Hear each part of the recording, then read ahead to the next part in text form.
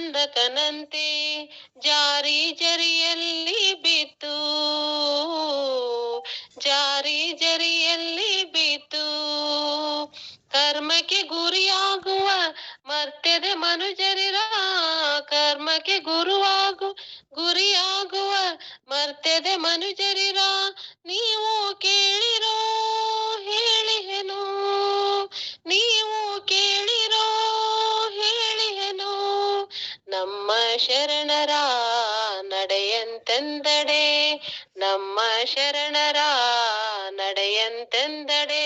ಕತ್ತಲೆಯ ಬಾಗಿಲಿಗೆ ಕದವ ನಿಕ್ಕಿ, ಪಶ್ಚಿಮದ ಕದವ ತೆಗೆದು, ಕತ್ತಲೆಯ ಬಾಗಿಲಿಗೆ ಕದವ ನಿಕ್ಕಿ, ಪಶ್ಚಿಮದ ಕದವ ತೆಗೆದು. ಬಚ್ಚಬರಿಯ ಬೆಳಕಿನೊಳಗೆ ಓಲಾಡುವ ಶರಣರ ಪಾದಕ್ಕೆ ನಮೋ ಎಂದು ಸುಖಿಯಾದೆನಯ್ಯ, ಸುಖಿಯಾದೆನಯ್ಯ, ಸುಖಿಯಾದೆನಯ್ಯ. ಬಚ್ಚಬರಿಯ ಬೆಳಕಿನೊಳಗೆ ಓಲಾಡುವ ಶರಣರ ಪಾದಕ್ಕೆ ನಮೋ ಎಂದು ಸುಖಿಯಾದೆನಯ್ಯ. ಅಪ್ಪಣ್ಣ ಪ್ರಿಯ ಚನ್ನ ಬಸವಣ್ಣ, ಅಪ್ಪಣ್ಣ ಪ್ರಿಯ ಚನ್ನ ಬಸವಣ್ಣ, ಅಪ್ಪಣ್ಣ ಪ್ರಿಯ ಚನ್ನ ಬಸವಣ್ಣ, ಅಪ್ಪಣ್ಣ ಪ್ರಿಯ ಚನ್ನ ಬಸವಣ್ಣ, ಅಪ್ಪಣ್ಣ ಪ್ರಿಯ ಚನ್ನ ಬಸವಣ್ಣ, ಅಪ್ಪಣ್ಣ ಪ್ರಿಯ ಚನ್ನ ಬಸವಣ್ಣ. ಧನ್ಯವಾದಗಳಮ್ಮ. ಎಲ್ಲರಿಗೂ ಶರಣಾರ್ಥಿಗಳು.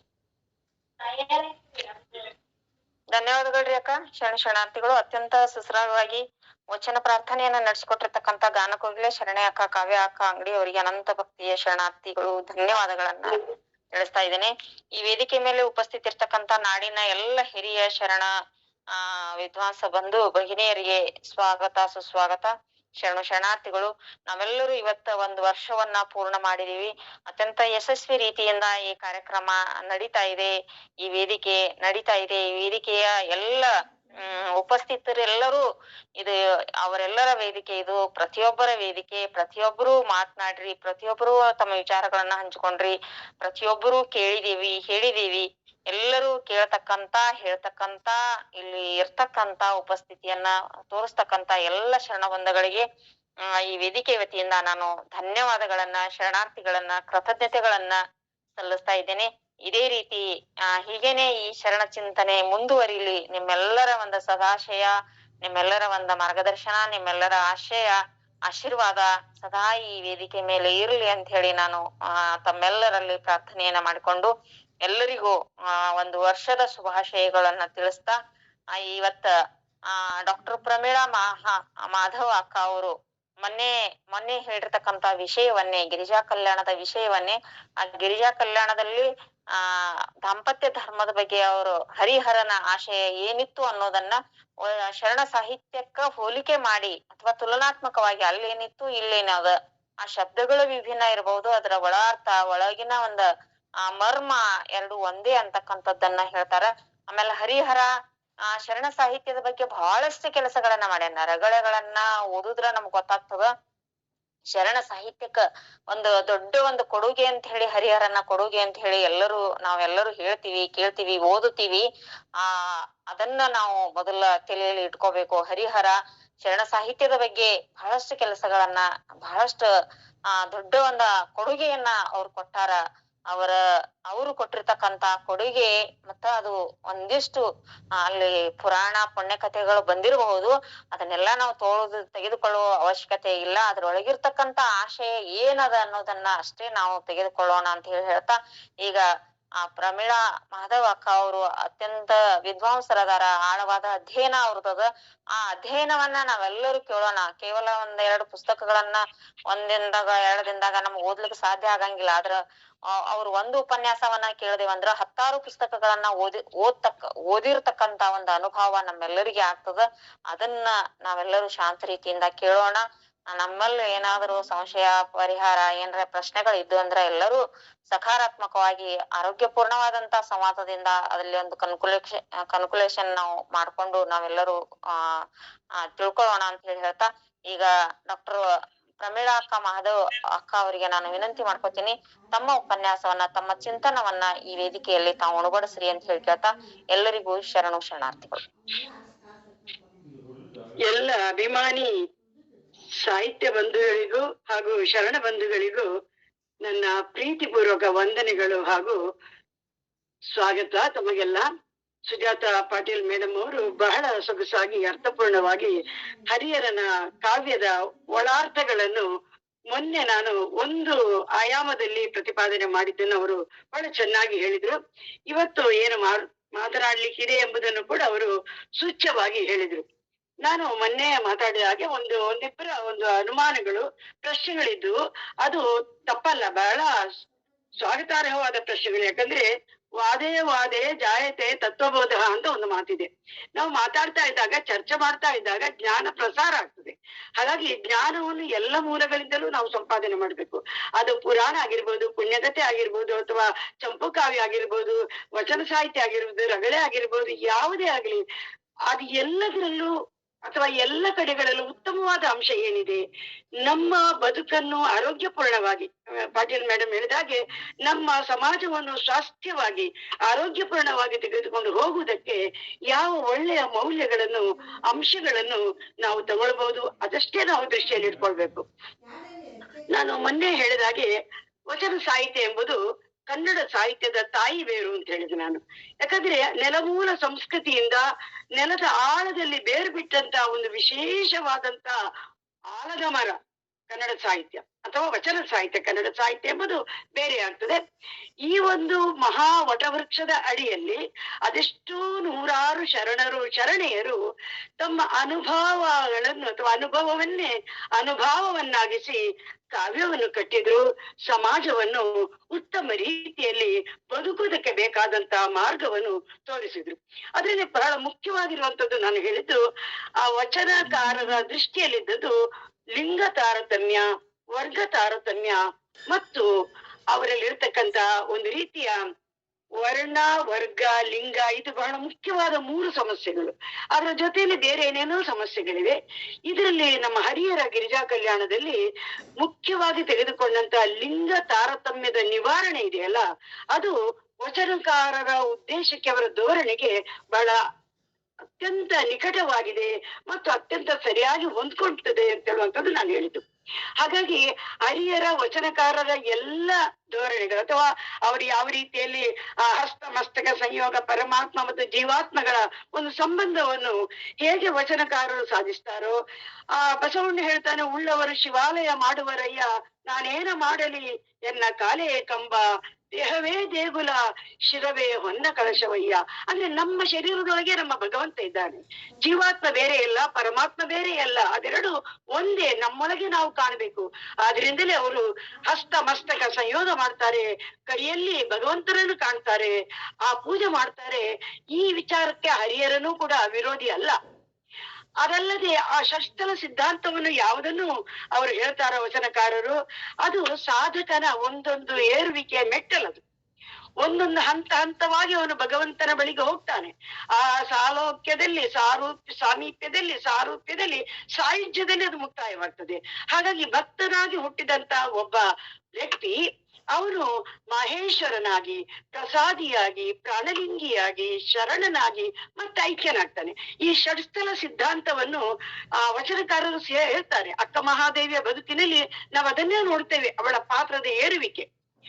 ಹಾಗಾಗಿ ಆದ್ರೆ ಹರಿಹರನ ದೃಷ್ಟಿ, ಹರಿಹರ ಏನನ್ನು ಗಿರಿಜಾ ಕಲ್ಯಾಣ ತಂದನು ಅದು ಬೇರೆ ರೀತಿಯಲ್ಲಿ ತಂದ ಅಂತ ಹೇಳುದು ನನ್ಗೆ ಹೇಳಿಕ್ಕಿದ್ದಂತ ವಿಚಾರ. ಮತ್ತು ಅದಲ್ಲದೆ ಹರಿಹರ ವಚನಕಾರರ ಬಗ್ಗೆ ಇರತಕ್ಕಂಥ ಅವನ ಪ್ರೀತಿ ಮತ್ತು ನಂಬಿಕೆಯಿಂದಾಗಿ ಅವನ ಅದೆಷ್ಟೋ ವಚನಕಾರರ ಬಗ್ಗೆ ಕಾವ್ಯ ಕಟ್ಟಿದ್ದಾನೆ. 100 ರಗಳೆಗಳನ್ನು ಬರೆದಿದ್ದಾನೆ. ತಮಿಳುನಾಡಿನ ಪ್ರಾಚೀನ ಭಕ್ತರ ಕಥೆಯನ್ನು, ಹಾಗೆ ಕರ್ನಾಟಕದ ಪ್ರಾಚೀನ ಮತ್ತು ನೂತನ ಶಿವಶರಣರ ಭಕ್ತಿ ಪಾರಮ್ಯವನ್ನು ಹಾಡಿ ಹೊಗಳಿದ್ದಾನೆ ಅವನು. ಅವನ ಕಾವ್ಯದಲ್ಲಿ ಬಹಳ ಸುಂದರವಾದ ಕಥೆ ಇದೆ.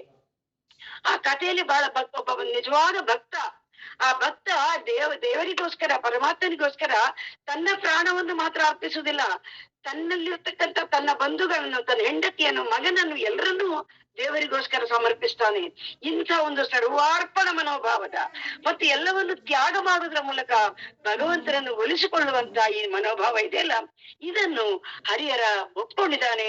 ಮತ್ತು ಅವನ ಅನೇಕ ತನ್ನ ರಗಳೆಗಳಲ್ಲಿ ಅದನ್ನೇ ಹೇಳಿದ್ದಾನೆ ಅವನು.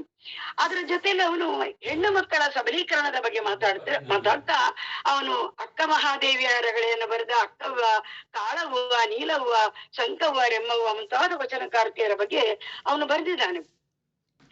ಆದ್ರೆ ಇನ್ನು ಹಲವು ಪಾಂಡ್ಯ ಮಹಾದೇವಿಯರ ರಗಳೆ ನನಗೆ ಹೀಗೆ ಮಧ್ಯಾಹ್ನ ನಮ್ಮ ನೂತನ ಬ್ಯಾಕೋಡ್ ಮೇಡಮ್ ಅವರು ಒಂದು ಪ್ರಬುದ್ಧವಾದಂತ ಒಂದು ಪ್ರಬಂಧವನ್ನು ಕಳಿಸಿದ್ರು. ಅದರಲ್ಲಿ ಒಂದಷ್ಟು ನಾನು ಮೇಲೆ ನೋಡಿದೆ, ಯಾಕಂದ್ರೆ ಅದನ್ನು ಓದ್ಲಿಕ್ಕೆ ಸಮಯ ಇರಲಿಲ್ಲ. ಸುಮ್ನೆ ಕಣ್ಣಾಡಿಸಿದಾಗ ಅಲ್ಲಿರ್ತಕ್ಕಂಥ ಯಾವ್ಯಾವ ವಿಚಾರಗಳನ್ನು ಅವರು ಪ್ರತಿಪಾದನೆ ಮಾಡಿದ್ರು, ಆ ಪ್ರತಿಪಾದನೆಗಳು ಆ ರಗಳೆಯ ವಿಚಾರದಲ್ಲಿ, ರಗಳೆಯಲ್ಲಿ ಹರಿಹರ ಏನನ್ನು ಪ್ರತಿಪಾದನೆ ಮಾಡಿದ, ಇದು ಗಿರಿಜಾ ಕಲ್ಯಾಣದಲ್ಲಿರ್ತಕ್ಕಂಥ ವಿಚಾರಗಳಿಗೂ ಹೇಗೆ ಸಂವಾದಿ ಆಗ್ತದೆ ಎಂಬುದನ್ನು ನಾನು ನೋಡಿದಾಗ ನನಗೆ ಅವರ ಕೆಲವು ವಿಚಾರಧಾರೆಗಳು ನನ್ನ ವಿಚಾರಧಾರೆಗಳಿಗೆ ಸಂವಾದಿಯಾಗಿ ಬಹಳ ಖುಷಿ ಆಯ್ತು. ಆದ್ರೆ ಅದರಲ್ಲಿ ಒಂದಷ್ಟು ಚರ್ಚಾಸ್ಪದವಾದ ವಿಚಾರಗಳಿದ್ದು ಅದು ಬೇಡ. ಹಾಗೆ ಕೊಡಗೂಸಿನ ರಗಳೆ, ಆ ಕೊಡಗೂಸಿನ ಭಕ್ತಿ ನಾನು ಚಿಕ್ಕ 3ನೇ ಕ್ಲಾಸ್ 4ನೇ ಕ್ಲಾಸ್ ಅಲ್ಲಿ ಇರುವಾಗ ಅದನ್ನು ಓದಿದ್ದೇನೆ. ಆಮೇಲೆ ನಾನು ಆ ಅತಿಭಕ್ತನ ರಗಳೆ ನಾವು ಕೇಳಿದ್ದೇವೆ, ತಿರುನೀಲಕಂಠ ದೇವರ ರಗಳೆ, ಎಷ್ಟೊಂದು ಅದ್ಭುತವಾದಂತಹ ಕಾವ್ಯಗಳನ್ನು ಅವನು ಬರೆದಿದ್ದಾನೆ. ನನ್ನ ದೃಷ್ಟಿ ಇದ್ದದ್ದೇನೆಂದ್ರೆ ಅದ್ಯಾವುದನ್ನು ಹೇಳುವುದಲ್ಲ. ಹಾಗಾಗಿ ನಾನು ಅದನ್ನು ಮೊನ್ನೆ ಆ ವಿಚಾರದಲ್ಲಿ ನಾನು ಮಾತಾಡ್ಲಿಕ್ಕೆ ಹೋಗ್ಲಿಲ್ಲ. ಇಲ್ಲಿ ಸಬಲೀಕರಣದ ವಿಚಾರ ಬಂದಾಗಲೂ, ಮಹಿಳಾ ಸಬಲೀಕರಣದ ವಿಚಾರ ಬಂದಾಗಲೂ ಹರಿಹರ ತನ್ನ ರಗಳೆಗಳಲ್ಲಿ ಅದೆಲ್ಲವನ್ನೂ ಅವನು ಹೇಗೆ ಮಾಡಿದ್ದಾನೆ. ಅನೇಕ ರಗಳೆಗಳಲ್ಲಿ ಮಹಾದೇವಕ್ಕನ ರಗಳೆಯಲ್ಲಿ ಅಕ್ಕ ಮಹಾದೇವಿಯ ಸ್ವಾತಂತ್ರ್ಯದ ಬಗ್ಗೆ, ಅವಳ ಧೈರ್ಯದ ಬಗ್ಗೆ, ಅವಳ ಮನಸ್ಸಿನ ಬಗ್ಗೆ ಅವನು ಎಷ್ಟರ ಮಟ್ಟಿಗೆ ಸಮರ್ಥನೆ ಮಾಡ್ತಾನೆ ಅಂತ ಹೇಳುವುದನ್ನು ನಾವು ನೋಡ್ತೇವೆ. ಅದೇ ರೀತಿಯಲ್ಲಿ ಮುಂದೆ ಇನ್ನು ಅವರು ಮಲುಹಣಿಯರ ರಗಳೆಯಲ್ಲಿ ಆ ಮಲುಹಣಿಯಲ್ಲಿ ಇರತಕ್ಕಂಥ ಧೈರ್ಯ, ಅವಳನ್ನು ಪ್ರೀತಿಸುವ ಮಲುಹಣನಿಗೆ ಅವಳು ಕೊಡುವಂತ ಒಂದು ಸೂಚನೆ, ಮಾರ್ಗದರ್ಶನ. ನಾವು ರಾಘವಾಂಕನ ಹರಿಶ್ಚಂದ್ರ ಕಾವ್ಯದಲ್ಲಿ ಈ ಅಂಶವನ್ನು ನಾನು ಇವತ್ತು ಹೇಳೋದಿಲ್ಲ. ಆದ್ರೆ ಅಲ್ಲೂ ಕೂಡ ಚಂದ್ರಮತಿಯ ಪಾತ್ರವನ್ನು ರಾಘವಾಂಕ, ಅವನು ಹರಿಹರನ ಸೋದರಳಿಯ, ಅವನು ಯಾವ ರೀತಿಯಲ್ಲಿ ಅವಳು ಚಂದ್ರಮತಿಯನ್ನು ಪಾತ್ರ ಚಿತ್ರಣವನ್ನು ಮಾಡ್ತಾನೆ ಅಂತಂದ್ರೆ ಬಹಳ ಚೆನ್ನಾಗಿದೆ. ಹರಿಹರ ಎಲ್ಲೆಲ್ಲಿ ಹರಿಶ್ಚಂದ್ರ ಎಲ್ಲೆಲ್ಲಿ ಸೋತು ಹೋಗ್ತಾನ, ಆ ಎಲ್ಲ ಸಂದರ್ಭದಲ್ಲೂ ಅವನನ್ನು ಮೇಲೆತ್ತುವಂತ ಕೆಲಸವನ್ನು ಅವಳು ಮಾಡ್ತಾಳೆ. ಅವಳು ಹರಿಶ್ಚಂದ್ರನ ಒಂದು ಸತ್ಯದ ನಿಷ್ಠೆಗೆ ಅವಳೇ ಕಾರಣಗಳು ಅಂತ ಹೇಳುವುದನ್ನು ನಾವಲ್ಲಿ ನೋಡ್ತೇವೆ.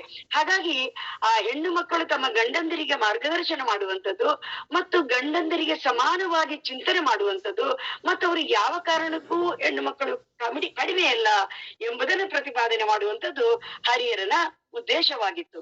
ಹಾಗಾಗಿ ಅವರು ಆ ವಿಚಾರವನ್ನು ತನ್ನ ಗಿರಿಜಾ ಕಲ್ಯಾಣದ ಪ್ರತ್ಯೇಕವಾದ ಕಾವ್ಯ, ಈ ವಚನಕಾರರು ಹೇಳುವಂತಹ ವಿಚಾರಗಳು ಅದರಲ್ಲಿ ಇದ್ರೂ ಅದನ್ನು ಭಿನ್ನವಾದ ರೀತಿಯಲ್ಲಿ ಅವನು ಚಂಪು ಕಾವ್ಯವಾಗಿ ಚಿತ್ರಣ ಮಾಡಿದ್ರಿಂದ ಅನೇಕ ಸಮಸ್ಯೆಗಳನ್ನು, ತೊಡಕುಗಳನ್ನು ಅವನು ಎದುರಿಸಬೇಕಾಗಿ ಬಂತು. ಆ ತೊಡಕುಗಳಲ್ಲಿ ಇರತಕ್ಕಂತ ಮುಖ್ಯವಾದ ಕಥಾಪಾತ್ರವಾದ ಗಿರಿಜೆಯಲ್ಲೇ ಆ ತೊಡಕು ಕಾಣ್ತದೆ. ಯಾಕಂದ್ರೆ ಅವನು ಗಿರಿಜೆಯನ್ನು ಒಂದು ಪ್ರಬುದ್ಧವಾದ ಪಾತ್ರವನ್ನಾಗಿ ತಗೊಳ್ತಾನೆ. ಗಿರಿಜೆಯಲ್ಲಿ ಯಾವುದೇ ರೀತಿಯ ಬೆಳವಣಿಗೆ ಇಲ್ಲ ಪಾತ್ರದಲ್ಲಿ. ಹುಟ್ಟಿದ ಮಗು ಹುಟ್ಟುವಾಗಲೇ ಅವಳು ಪರಿಪೂರ್ಣವಾದ ಪಾತ್ರ, ಶಿವನ ಅರ್ಧಾಂಗಿಯಾಗಿ ಅವಳು ಹುಡ್ತಾಳೆ. ಹಾಗಾಗಿ ಅವಳ ಬೆಳವಣಿಗೆಯನ್ನು ಸೂಚಿಸುವಾಗ ಅವಳು ಯಾವ ರೀತಿಯಲ್ಲಿ ಬೆಳೆದಳು, ಯಾವ ರೀತಿಯಲ್ಲಿ ಶಿವ ಪೂಜೆ ಮಾಡಿದಳು, ಯಾವ ರೀತಿಯಲ್ಲಿ ಶಿವನನ್ನು ಭಕ್ತಿಯಿಂದ ಹೋಲಿಸಿಕೊಂಡು ಈ ಹಂತವಾದಂತ ನಿರೂಪಣೆಯನ್ನು ಮಾಡೋದಕ್ಕೆ ಹರಿಹರನಿಗೂ ಸ್ವಲ್ಪ ತೊಡಕಾಯಿತು. ಹಾಗಾಗಿ ನಾವು ಅದನ್ನು ಆ ತೊಡಕನ್ನು ಮರೆತು ನಾವು ಗಿರಿಜಾ ಕಲ್ಯಾಣದಲ್ಲಿ ಆ ಪಾರ್ವತಿ ಪರಮೇಶ್ವರರ ಕಥೆಯನ್ನು ಯಾವ ದರ್ಶನದಿಂದ, ಯಾವ ಮೌಲ್ಯದಿಂದ, ಯಾವ ಒಂದು ಚಿಂತನೆಯಿಂದ ಅವನದನ್ನು ಕಟ್ಟಿದ ಎಂಬುದು ನನಗೆ ನಾನು ಈ ವಿಚಾರ ಮಾತಾಡೋದಕ್ಕೆ ಇರತಕ್ಕಂಥ ಮುಖ್ಯವಾದ ಆಶಯ ಅದಾಗಿತ್ತು. ಹಾಗಾಗಿ ನಾನು ಆ ದೃಷ್ಟಿಯಲ್ಲಿ 3 ಮುಖ್ಯವಾದ ಅಂಶಗಳನ್ನು ನಾನು ಮೊನ್ನೆ ಹೇಳಿದೆ. ಶಿವಪಾರ್ವತಿಯರಲ್ಲಿರ್ತಕ್ಕಂಥ ಅಂದ್ರೆ ಮಹಿಳಾ ಸಬಲೀಕರಣದ ಬಗ್ಗೆ ನಾನು ಮಾತಾಡಿದ್ಮೇಲೆ ಶಿವಪಾರ್ವತಿಯರ ಅವಿನಾಭಾವ ಸಂಬಂಧ, ಸತಿಪತಿಯರೊಂದಾದ ಭಕ್ತಿ ಹಿತವಾದಪ್ಪುದು ಶಿವಂಗೆ ಅಂತ ನಮ್ಮ ವಚನಕಾರರು ಹೇಳಿದಾರಲ್ಲ, ಅದು ನಾನು ಮೊನ್ನೆ ಹೇಳಿದ್ದೇನೆ. ಅದೇ ರೀತಿಯಲ್ಲಿ ಅವನ ದೇಹದ ಅಂಗರಚನೆಯಿಂದ ಹೆಣ್ಣು ಗಂಡು ಎಂಬುದಾಗಿ ನಾವು ಗುರುತಿಸಬಹುದೇ ಹೊರತು ಅವರ ಒಳಗಿರತಕ್ಕಂತ ಆತ್ಮ ಹೆಣ್ಣು ಅಲ್ಲ ಗಂಡು ಅಲ್ಲ ಅಂತ ಹೇಳುವಂತ ಮಾತನ್ನು ವಚನಕಾರರು ಹೇಳಿದ್ದಾರೆ. ನಮ್ಮ ರಾಮಕೃಷ್ಣ ಪರಮಹಂಸರು ಹೇಳುವಂತ ಮಾತು ನೋಡಿ, ಹೆಣ್ಣು ಹೆಣ್ಣಲ್ಲ ಜಗಜ್ಜನನಿಯ ಪ್ರತಿನಿಧಿ ಸ್ವರೂಪ ಅಂತ ಹೇಳ್ತಾರೆ. ಗಂಡಸು ಮತ್ತೆ ಹೆಂಗಸು ಎಂಬುದು ಮೇಲು ಕೀಳು ಇಲ್ವೇ ಇಲ್ಲ, ಎಲ್ಲವೂ ಸಮಾನರು ಎಂಬಂಥದ್ದು. ಇದು ಜೈವಿಕ ಶಾಸ್ತ್ರವು ಕೂಡ ಅದನ್ನೇ ಹೇಳುವಂಥದ್ದು. ಪ್ರತಿಯೊಬ್ಬರಲ್ಲೂ ಹೆಣ್ಣಿನಲ್ಲಾಗಲಿ ಗಂಡಿನಲ್ಲಾಗಲಿ ಎರಡೂ ಗುಣಗಳಿವೆ, ಎರಡೂ ಸ್ವಭಾವಗಳಿವೆ. ಆದ್ರಿಂದ ಯಾರು ಮೇಲು ವರ್ಗ, ಯಾರೋ ಕೀಳು ವರ್ಗ ಅಂತ ಅಥವಾ ಕೀಳು ಮೇಲು ಎಂಬಂತ ತಾರತಮ್ಯ ಮಾಡಬಾರದು ಅಂತ ಹೇಳುವುದನ್ನು ವಚನಕಾರರು, ಹಾಗೆಯೇ ನಮ್ಮ ಅನೇಕ ವೈಚಾರಿಕ ಚಿಂತಕರು, ಸಮಾಜ ಸುಧಾರಕರು ಮಾತಾಡಿದ್ದಾರೆ ಅಥವಾ ಅದನ್ನು ಪ್ರತಿಪಾದನೆ ಮಾಡಿದ್ದಾರೆ. ಈಗ ಇವತ್ತು ನಾನು 2 ಮುಖ್ಯ ಅಂಶಗಳನ್ನು ಹೇಳ್ತೇನೆ ಅಂತ ಹೇಳಿದೆ. ಒಂದು, ಅವರ ಅವಿಭೇದ ದಾಂಪತ್ಯ ತತ್ವದಲ್ಲಿರ್ತಕ್ಕಂಥ ಹೆಣ್ಣು ಗಂಡುಗಳ ಒಂದು ಅವಿಭೇದವಾದಂತ, ಕಾಳಿದಾಸ ಹೇಳಿದಂತ ವಾಕ್ ಮತ್ತು ಅರ್ಥ, ಮಾತು ಮತ್ತೆ ಅರ್ಥಗಳು ಹೇಗೆ ಒಂದಕ್ಕೊಂದು ಬೆಸೆದಿವೆಯೋ ಹಾಗೆ ಹೆಣ್ಣು ಗಂಡು ಪತಿ ಪತ್ನಿಯರ ಸಂಬಂಧ ಎಂಬುದನ್ನು ಹರಿಹರ ಹೇಗೆ ಹೇಳ್ತಾನೆ ಅಂತ ಹೇಳುವುದನ್ನು ನಾವು ನೋಡುವಂಥದ್ದು. ಇನ್ನೊಂದು, ದಾಂಪತ್ಯ ತತ್ವದಲ್ಲಿ ಇರತಕ್ಕಂಥದ್ದು ದೈಹಿಕ ಸಂಬಂಧಕ್ಕಿಂತ ಹೆಚ್ಚಾಗಿ ಮಾನಸಿಕ ಅನುಬಂಧ, ಅದು ಬಹಳ ಮುಖ್ಯವಾಗಿರ್ಬೇಕು. ಮನುಷ್ಯ ಆ ಸಂಬಂಧದ ಯಾವ ರೀತಿಯಲ್ಲಿ ಅವರ ಹೃದಯಗಳು ಬೆಸೆಯಬೇಕು, ಮನಸ್ಸುಗಳು ಬೆಸೆಯಬೇಕು. ಅವರು ಹತ್ತಿರದಲ್ಲಿ ಇರ್ಬೇಕಾಗಿಲ್ಲ, ಎಷ್ಟೋ ದೂರದಲ್ಲಿ ಇರ್ಬೋದು. ಆದ್ರೆ ದಾಂಪತ್ಯದ ಯಶಸ್ಸಿಗೆ ಬೇಕಾಗಿರುವಂತದ್ದು ಕಾಮದ ಕಾಳಿಕೆಯನ್ನು ನೀಗಿದಂತ ಪ್ರೇಮದ ಅನುಬಂಧ ಎಂಬುದನ್ನು ಹರಿಹರ ಹೇಗೆ ಪ್ರತಿಪಾದನೆ ಮಾಡಿದ್ದಾನೆ. ಈ 2 ಅಂಶಗಳನ್ನು, ಮುಖ್ಯವಾದ ಅಂಶಗಳನ್ನು, ಇನ್ನು ಅನೇಕ ಇದೆ, ಆದ್ರೆ ನಾನು ಇವತ್ತು ಮಾತಾಡೋದಕ್ಕೆ ಉದ್ದೇಶ ಪಟ್ಟಿರುವುದು ಈ 2 ಅಂಶಗಳನ್ನು ಎಂಬುದನ್ನು ನಾನು ಹೇಳೋದಕ್ಕೆ ಇಷ್ಟಪಡ್ತೇನೆ. ಈಗ ಗಿರಿಜೆ ಭೂಮಿಯಲ್ಲಿ ಹುಟ್ಟುತ್ತಾಳೆ, ಅಂದ್ರೆ ಹಿಮವಂತನ ಮಗಳಾಗಿ ಹುಟ್ಟುತ್ತಾಳೆ. ಹುಟ್ಟಿದ ಕೂಡಲೇ ಅವಳಿಗೆ ಶಿವನಿಗೆ ಪುಲಕಿತವಾಯಿತು ಇಂದುಧರನ ವರ ವಾಮಾಂಗಂ. ಇಂದುಧರನ ವರ ವಾಮಾಂಗ ಪುಲಕಿತವಾಯಿತು ಅಂದ್ರೆ ಭೂಲೋಕದಲ್ಲಿ ಯಾವಾಗ ಪಾರ್ವತಿ ಜನಿಸಿದಳು ಆಗ ಅವನಿಗೊಂಥರ ಸ್ಫುರಣ ಆಗ್ತದೆ. ಓ, ನನ್ನ ಮಡದಿ ಬರ್ತಾಳೆ, ಇನ್ನೇನು ಕೆಲವೇ ದಿನ, ಕೆಲವೇ ವರ್ಷ ನಾನು ಕಾಯ್ಬೇಕು, ಅಷ್ಟೊತ್ತಿಗಳಿಗೆ ಬಂದೇ ಬರ್ತಾಳೆ. ಅಂದ್ರೆ ತಾಯಿ ಮನೆಗೆ ಹೆಂಡತಿಯನ್ನು ಕಳಿಸುವಾಗ ಗಂಡಂದಿರು ಸ್ವಲ್ಪ ಯೋಚನೆ ಮಾಡ್ತಾರೆ, ನೀನ್ ಅಲ್ಲೇ ಇದ್ಬಿಟ್ರೆ ಮತ್ತೆ ನನ್ನ ಬಳಿಗೆ ಬರುದು ಯಾವಾಗ್ಲೂ ಅಂತ ಕಳಿಸೋದಕ್ಕೆ ಹಿಂಜರಿತಾರೆ. ಆದ್ರೆ ಅವಳು ಹೇಳ್ತಾಳೆ, ಇಲ್ಲ ನಾನು ಬೇಗ ಬರ್ತೇನೆ ಕಣ್ರಿ, ಅಮ್ಮನ ಮನೆಗೆ ಹೋಗಿ ಅವರ ಪ್ರೀತಿಯನ್ನು ಒಂದಷ್ಟು ತಗೊಂಡು ಅವರಿಗೂ ಒಂದಷ್ಟು ಪ್ರೀತಿ ಕೊಟ್ಟು ನಾನು ಬರ್ತೇನೆ ಅಂತ ಹೇಳುವಾಗ, ಆಯ್ತು ಹೋಗು ಅಂತ ಅವನು ಕಳಿಸ್ತಾನೆ. ಕಳಿಸಿ ಅವಳು ಬರುವುದನ್ನೇ ಅವನು ಕಾಯ್ತಾ ಇರ್ತಾನೆ. ಅವಳಿಗೂ ಅಷ್ಟೇ, ಯಾವಾಗ ತಾನು ಗಂಡನ ಬಳಿಗೆ ಹೋಗ್ಲಿಲ್ಲ, ಯಾವಾಗ ನಾನು ಅವನು ಸೇರ್ಲಿಲ್ಲ ಎಂಬಂತ ತವಕ ಅವಳಲ್ಲಿರ್ತದೆ. ಇದನ್ನು ನಾವು ಹರಿಹರನ ಗಿರಿಜಾ ಕಲ್ಯಾಣದ ಶಿವಪಾರ್ವತಿಯರ ಸಂಬಂಧದಲ್ಲಿ ಕಾಣುವಂತಹ ಚಿತ್ರ. ಅದು ಬಹಳ ಚೆನ್ನಾಗಿ ಅವನು ಹೇಳ್ತಾನೆ.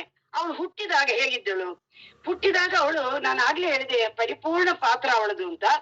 ಆ ಪರಿಪೂರ್ಣ ಪಾತ್ರವಾಗಿ ಹುಟ್ಟುವಾಗ ಅವಳು ಎಲ್ಲ ಮಕ್ಕಳಾಗಿ ಹುಟ್ಟಿರುವುದಿಲ್ಲ. ಅವಳು ಹುಟ್ಟುವಾಗ ಅವಳ ಲಕ್ಷಣವನ್ನು, ಸ್ವರೂಪವನ್ನು ಕವಿ ವರ್ಣಿಸಿರುವುದನ್ನು ನಾನು ಪದ್ಯದ ಆಧಾರದಿಂದ ಹೇಳ್ತಾನೆ. ಅಲ್ಲಿ ಕವಿ ಹೇಳ್ತಾನೆ, ಜಡೆ ಮುಡಿ ಇಂದು ಬಾಹುಬಳೆ ಬಾಳ ವಿಲೋಚನಂ ಅಕ್ಷಮಾಲೆ ಒಳ್ಳುಡೆ ನವಕಾಂತಿ ಹಸ್ತಕಟಕಂ ಮೆರೆಯುತ್ತಿರೆ ಪುಣ್ಯದಂತೆ ಕಂಪಿಡಿದ ಸುರದ್ರುಮ ಪ್ರಸವದಂತೆ ಪರಾಪರ ಮುಕ್ತಿಯಂತೆ ಸಂಗಡಿಸಿದ ಕಾಮಧೇನುವಿನವೋಲ್ ಗಿರಿರಾಜ ತನೂಜೆ ಒಪ್ಪಿದಳ್ ಅಂತ ಹೇಳ್ತಾನೆ. ಅದಾದ ಮೇಲೆ ಅವಳು ಕಣ್ತರಿಯುವುದಿಲ್ಲ. ನಮ್ಮ ವಚನಕಾರರ ದೃಷ್ಟಿಯಲ್ಲಿ ಯಾವ ರೀತಿಯಲ್ಲಿ ಅವರು ಕಣ್ಣು ತೆರೆಯದೆ ಹಾಗೆಯೇ ಪರಮಾತ್ಮನ ಧ್ಯಾನದಲ್ಲಿರುವಾಗ ಶಿವಲಿಂಗದ ದರ್ಶನದಿಂದ ಅವರು ಕಣ್ತೆರೆಯುತ್ತಾರೋ ಅದನ್ನೇ ಹರಿಹರ ತನ್ನ ಗಿರಿಜಾ ಕಲ್ಯಾಣದಲ್ಲಿ ಹೇಳ್ತಾನೆ ನೋಡಿ. ಅವಳು ಕಣ್ಣು ಮುಚ್ಚೇ ಇದ್ಲು. ಶಿವಲಿಂಗೇ ಕ್ಷಣ ಲೋಲುಪೆ ಶಿವಪ್ರಸಾದವಸ್ತ ಚಿತ್ತೆ ಶಿವಭಕ್ತಿ ಶಿವೋತ್ಸವೇ ಶಿವ ಪುಣ್ಯಾಂಭೋನಿಧಿ ಶಿವನಂ ನೆರೆ ನಚ್ಚಿ ಮಚ್ಚಿ ಕಣ್ಮುಚ್ಚಿರುದಳ್ ಅಂತ ಹೇಳ್ತಾನೆ. ಅದಾದ ಮೇಲೆ ಏನ್ ಮಾಡುದು ಅಂತ ಅಪ್ಪ ಅಮ್ಮ ಯೋಚನೆ ಮಾಡ್ತಾರೆ. ಆಗ ಗುರುಗಳು ಹೇಳ್ತಾರೆ, ನೀನು ದೇವಾಲಯಕ್ಕೆ ಹೋಗಿ ಶಿವಲಿಂಗವನ್ನು ತಂದು ತೋರಿಸು ಅಂತ. ಹಾಗೆ ಮಾಡ್ತಾನೆ ಗಿರಿರಾಜ. ಆ ಶಿವಲಿಂಗವನ್ನು ಅವಳ ಮುಂದೆ ತೋರಿಸಿದಾಗ ಅವಳಿಗೂ ಅಂತಃಸ್ಫುರಣವಾಗ್ತದೆ. ಯಾವ ರೀತಿಯಲ್ಲಿ ಶಿವನಿಗೆ ಪಾರ್ವತಿ ಜನಿಸಿದಾಗ ಅವನ ವರ ವಾಮಾಂಗ ಪುಲಕಿತವಾಯಿತು, ಇಲ್ಲಿ ಪಾರ್ವತಿಗೆ ಶಿವನನ್ನು ಕಂಡಾಗ ಅಥವಾ ಶಿವನನ್ನು ಅವಳು ಕಣ್ಣು ಮುಚ್ಚಿದ್ಲು, ಶಿವನನ್ನು ಲಿಂಗವನ್ನು ಹತ್ತಿರ ತಂದಾಗ ಅವಳಿಗೆ ಅಂತಃಸ್ಫುರಣವಾಗ್ತದೆ. ಅವಳು ಕಂಡೆರಿತಾಳಂತೆ. ತೋರಲೊಡಂ ಕಂಡೆರೆದಳ್ ಪೇರಿದಳ್ ಎರಡುಂ ಕರಂಗಳಂ ನೊಸಲೊಳ್. ಹಣೆಯ ಮೇಲೆ ಎರಡು ಕರಗಳನ್ನು, ಎಳೆ ಮಗು ಆಗ್ತಾನೆ ಹುಟ್ಟಿದೆ, ಎರಡು ಕೈಗಳನ್ನು ಮುಗಿದಳಂತೆ. ಸೊಂಪೇರಿದಳ್ ಅಭವನೊಳಗೆ ಬೇರೂರಿದಳ್ ಅಂಕುರಿಸಿ ಪಲ್ಲವಿಸಿ ಫಲವಾದಳ್ ಅಂತ ಹೇಳ್ತಾರೆ ಇಲ್ಲಿ ಕವಿ. ಆ ರೀತಿಯಲ್ಲಿ ಆ ಶಿವ ಮತ್ತು ಪಾರ್ವತಿಯರ ಅನುಬಂಧದ ಬಗೆಗಿನ ಅವನ ವಿಚಾರವನ್ನು ನಾವು ಎಷ್ಟು ಚೆನ್ನಾಗಿ, ನೀವು ವಚನಕಾರರ ನಿಲುವಿಗೆ ಎಷ್ಟು ನಿಕಟವಾಗಿ ನಾವು ಅದನ್ನು ನೋಡ್ತೇವೆ ಅಂತ ಹೇಳುವುದನ್ನು ನಾವು ಅದನ್ನು ಅಲ್ಲಿ ಗಮನಿಸಬಹುದು. ಅದಾದ ಮೇಲೆ ಅವಳು ಹಿಮವಂತ ಮೇನೆಯರ ಮಗಳಾಗಿ ಹುಟ್ಟಿರ್ತಾಳೆ. ಆದ್ರೆ ಹುಟ್ಟಿದ್ರು ಅವಳು ಸಂಪೂರ್ಣವಾಗಿ ಶಿವಮಯವೇ, ಶಿವನ ಅರ್ಧಾಂಗಿಯಾಗಿ ಶಿವನ ಪೂಜೆಯಲ್ಲೇ ಇರ್ತಾಳೆ. ಅವಳು ದೇವಾಲಯಕ್ಕೆ ಹೋಗಿ ಶಿವನ ಪೂಜೆಯನ್ನು ಮಾಡುವಾಗ ಚಿಕ್ಕ ಮಗುವಿನಿಂದಲೇ ಅವಳು ಅಂಬೆಗಾಲಿಕೆ ಅವಳು ಹೋಗ್ತಾಳೆ ಶಿವ ದೇವಾಲಯಕ್ಕೆ. ಹೋಗಿ ಪೂಜೆ ಮಾಡುವಾಗ ಕವಿ ಹೇಳ್ತಾ ನೋಡಿ, ವಿರಚಿಸುವ ಲಿಂಗದೊಳ್ ಮೃದು ಕರಾಂಗುಲಿ ಸ್ಪರ್ಶ ಸುಖಮನು ಎಳಸುತ್ತೆ ಶರ್ವಂ ಪರಿತಂದು ನಿಲ್ವೆನೆಂದೊಡೆ ಗಿರಿಜೆಯ ಸೌಭಾಗ್ಯದ ಇರವನ್ ಆರ್ ಬಣ್ಣಿಸುವರ್ ಅಂತ. ಅಂದ್ರೆ ಅವಳು ಪೂಜೆ ಮಾಡುವಾಗ ಅವಳ ಮೃದುವಾದ ಆ ಎಳೆಯ ಬೆರಳುಗಳನ್ನು ಮುಟ್ಟಬೇಕು ಅಂತ ಹೇಳುವ ಆಸೆ ಶಿವನಿಗಾಯ್ತಂತೆ. ಆ ಸಂಬಂಧದಲ್ಲಿ ಇರತಕ್ಕಂತ ಬೆಸುಗೆ ನೋಡಿ ಹಾಗೆ ಹೇಳ್ತಾನೆ. ಆದ್ರೆ ಅವಳು ಮಗುವಿನಾಗೆ ನಟಿಸ್ತಾಳೆ, ಆದ್ರೆ ಒಳಗಿಂದ ಒಳಗೆ ಅವಳ ಅಂತರಂಗದಲ್ಲಿ ಅವಳು ಸಾಕ್ಷಾತ್ ಜಗಜ್ಜನನಿ. ಆದ್ರೆ ಹೊರಗೆ ಬಾಹ್ಯದಲ್ಲಿ ಅಪ್ಪ ಅಮ್ಮನಿಗೆ ಒಂದು ಚಿಕ್ಕ ಮಗು. ಹಾಗಾಗಿ ಆ ಮಗುವಿನಂತೆ ಅವಳು ಬೆಳೀತಾಳೆ. ಆದ್ರೆ ಅದರ ಜೊತೆಯಲ್ಲೇ ಅವಳ ಅಂತರಂಗದಲ್ಲಿ ಅವಳು ಪ್ರಬುದ್ಧಳಾಗಿ ಶಿವನನ್ನು ಸೇರುವುದರ ಕಡೆಗೆ ಅವಳು ಚಿಂತನೆ ಮಾಡ್ತಾಳೆ. ಹಾಗೆ ಅವಳಿಗೆ 10 ವರ್ಷ ಆದಾಗ ಅವಳ ಮದುವೆ ಯೋಚನೆ ಬಂದಾಗ ಅವ್ರು ಯೋಚನೆ ಮಾಡಿದ ಕೂಡಲೇ ನಾರದ ಬರ್ತಾನೆ. ನಾರದ ಬಂದು ಆ ಸಮಯಕ್ಕೆ ಸರಿಯಾಗಿ ನಾರದ ಬಂದು ಅವಳನ್ನು ವರ್ಣಿಸ್ತಾನೆ. ವರ್ಣಿಸುವಂತ ಭಾಗ ಕೂಡ ನಾನು ಅದನ್ನು ಪಠ್ಯದ ಆಧಾರದಿಂದ ಹೇಳ್ತೇನೆ. ಯಾವ ರೀತಿಯಲ್ಲಿ ಅವನು ಅಲ್ಲಿ ಮಗುವನ್ನು ಅವರು ಆರೈಕೆ ಮಾಡುವಾಗ ಜೋಗುಳ ಹಾಡುದು ನೋಡಿ, ಅದೊಂದು ಪದ್ಯ ನಾನು ಹೇಳ್ಬೇಕಾಗಿದೆ. ಜೋಗುಳ ಹಾಡುವಾಗ ಯಾವ ರೀತಿ ಅವರು ಸಂಬೋಧನೆ ಮಾಡ್ತಾರೆ ಅಂತ. ಜೋ ಜೋ ಶಂಕರನ ಅರ್ಧಮಂ ಕವರ್ದುಕೊಳ್ಳುವ ಅತ್ಯಂತ ರೂಪಾನ್ವಿತೆ, ಜೋ ಜೋ ಸರ್ವ ಜಗಶಿಶು ಪ್ರಕರಮಂ ರಕ್ಷಿಪ್ಪ ಮಾತಾಮಹೇ, ಜೋ ಜೋ ಶೈವ ಸಮುದ್ರ ವರ್ಧನಕರ ಪ್ರಖ್ಯಾತ ಚಂದ್ರಾನನೆ, ಜೋ ಜೋ ರಕ್ಷಿಸು ಎನ್ನುತ್ತೆ ತೂಗಿನಲಿದರ್ ಶರ್ವಾಣಿಯಂ ಜಾಣೆಯರ್ ಅಂತ. ಆ ಮಗುವನ್ನು ತೂಗುವಾಗಲೂ ಅಲ್ಲಿ ಹೇಳುವಂತದ್ದೇನು, ಆ ಭೇದವಾದಂತ ವಿಚಾರವನ್ನು ಅವರು ಹೇಳುವಂತ ಮಾತನ್ನು ನಾವಿಲ್ಲಿ ನೋಡ್ತೇವೆ. ಅದಾದ ಮೇಲೆ ನಾರದ ಅವಳ ಕಾಲಿಗೆ ನಮಸ್ಕಾರ ಮಾಡುವಂತದ್ದಿದೆ ನೋಡಿ, ಅದು ಆ ಶಿವನೇ ಇಲ್ಲಿ ಬಂದಿದ್ದಾನೆ, ಶಿವನ ಭಾಗವೇ ಇಲ್ಲಿದೆ, ಶಿವನ ಅರ್ಧಾಂಗಿಯೇ ಇಲ್ಲಿ ಇದ್ದಾಳೆ ಎಂಬುದನ್ನು ಸ್ಪಷ್ಟಪಡಿಸುವ ಹಾಗೆ ಅವನು ಅವಳ ಕಾಲಿಗೆ ಎರಗ್ತಾನೆ. ಕಾಲಿಗೆ ಎರಗಿದಾಗ ಅವರಿಗೆ ಆಶ್ಚರ್ಯ ಆಗ್ತದೆ, ತಂದೆ ತಾಯಿಯರಿಗೆ. ಅವ್ರು ಹೇಳ್ತಾರೆ ನೋಡಿ, ಅವನು ಎರಗುದು ನೋಡಿ, ಕಂಡು ಅಷ್ಟಾಂಗ ಪ್ರಣಾಮಂ ಬೆರಸು ಹರಿಷದಿಂ ನಾರದಂ ಭೀತಿಯಂ ಕೈಕೊಂಡು ಇಷ್ಟಾರ್ಥ ಪ್ರದೈಕ ಪ್ರಭೆಗೆ ವಿಭವದಿಂದಂ ನವಾಶ್ಚರ್ಯ ಪೂರ್ವಂ ಹಿಂಡೇಳುವ ಆನಂದ ರೋಮಾಂಚನದ ಪದಕೆಗಳಿಂ. ನಾರದನಿಗೆ ಆನಂದ ಮತ್ತು ರೋಮಾಂಚನವಾಗ್ತದಂತೆ. ನಿಂದಿರ್ದು ತಾಯೇ ಚಂಡಾಂಶ ವ್ರಾತ ತೇಜೋನಿಧಿ ಶರಣು ಎನ್ನುತ್ತೆ ಸ್ತೋತ್ರಮಂ ಮಾಡುತ್ತಿರ್ದಂ.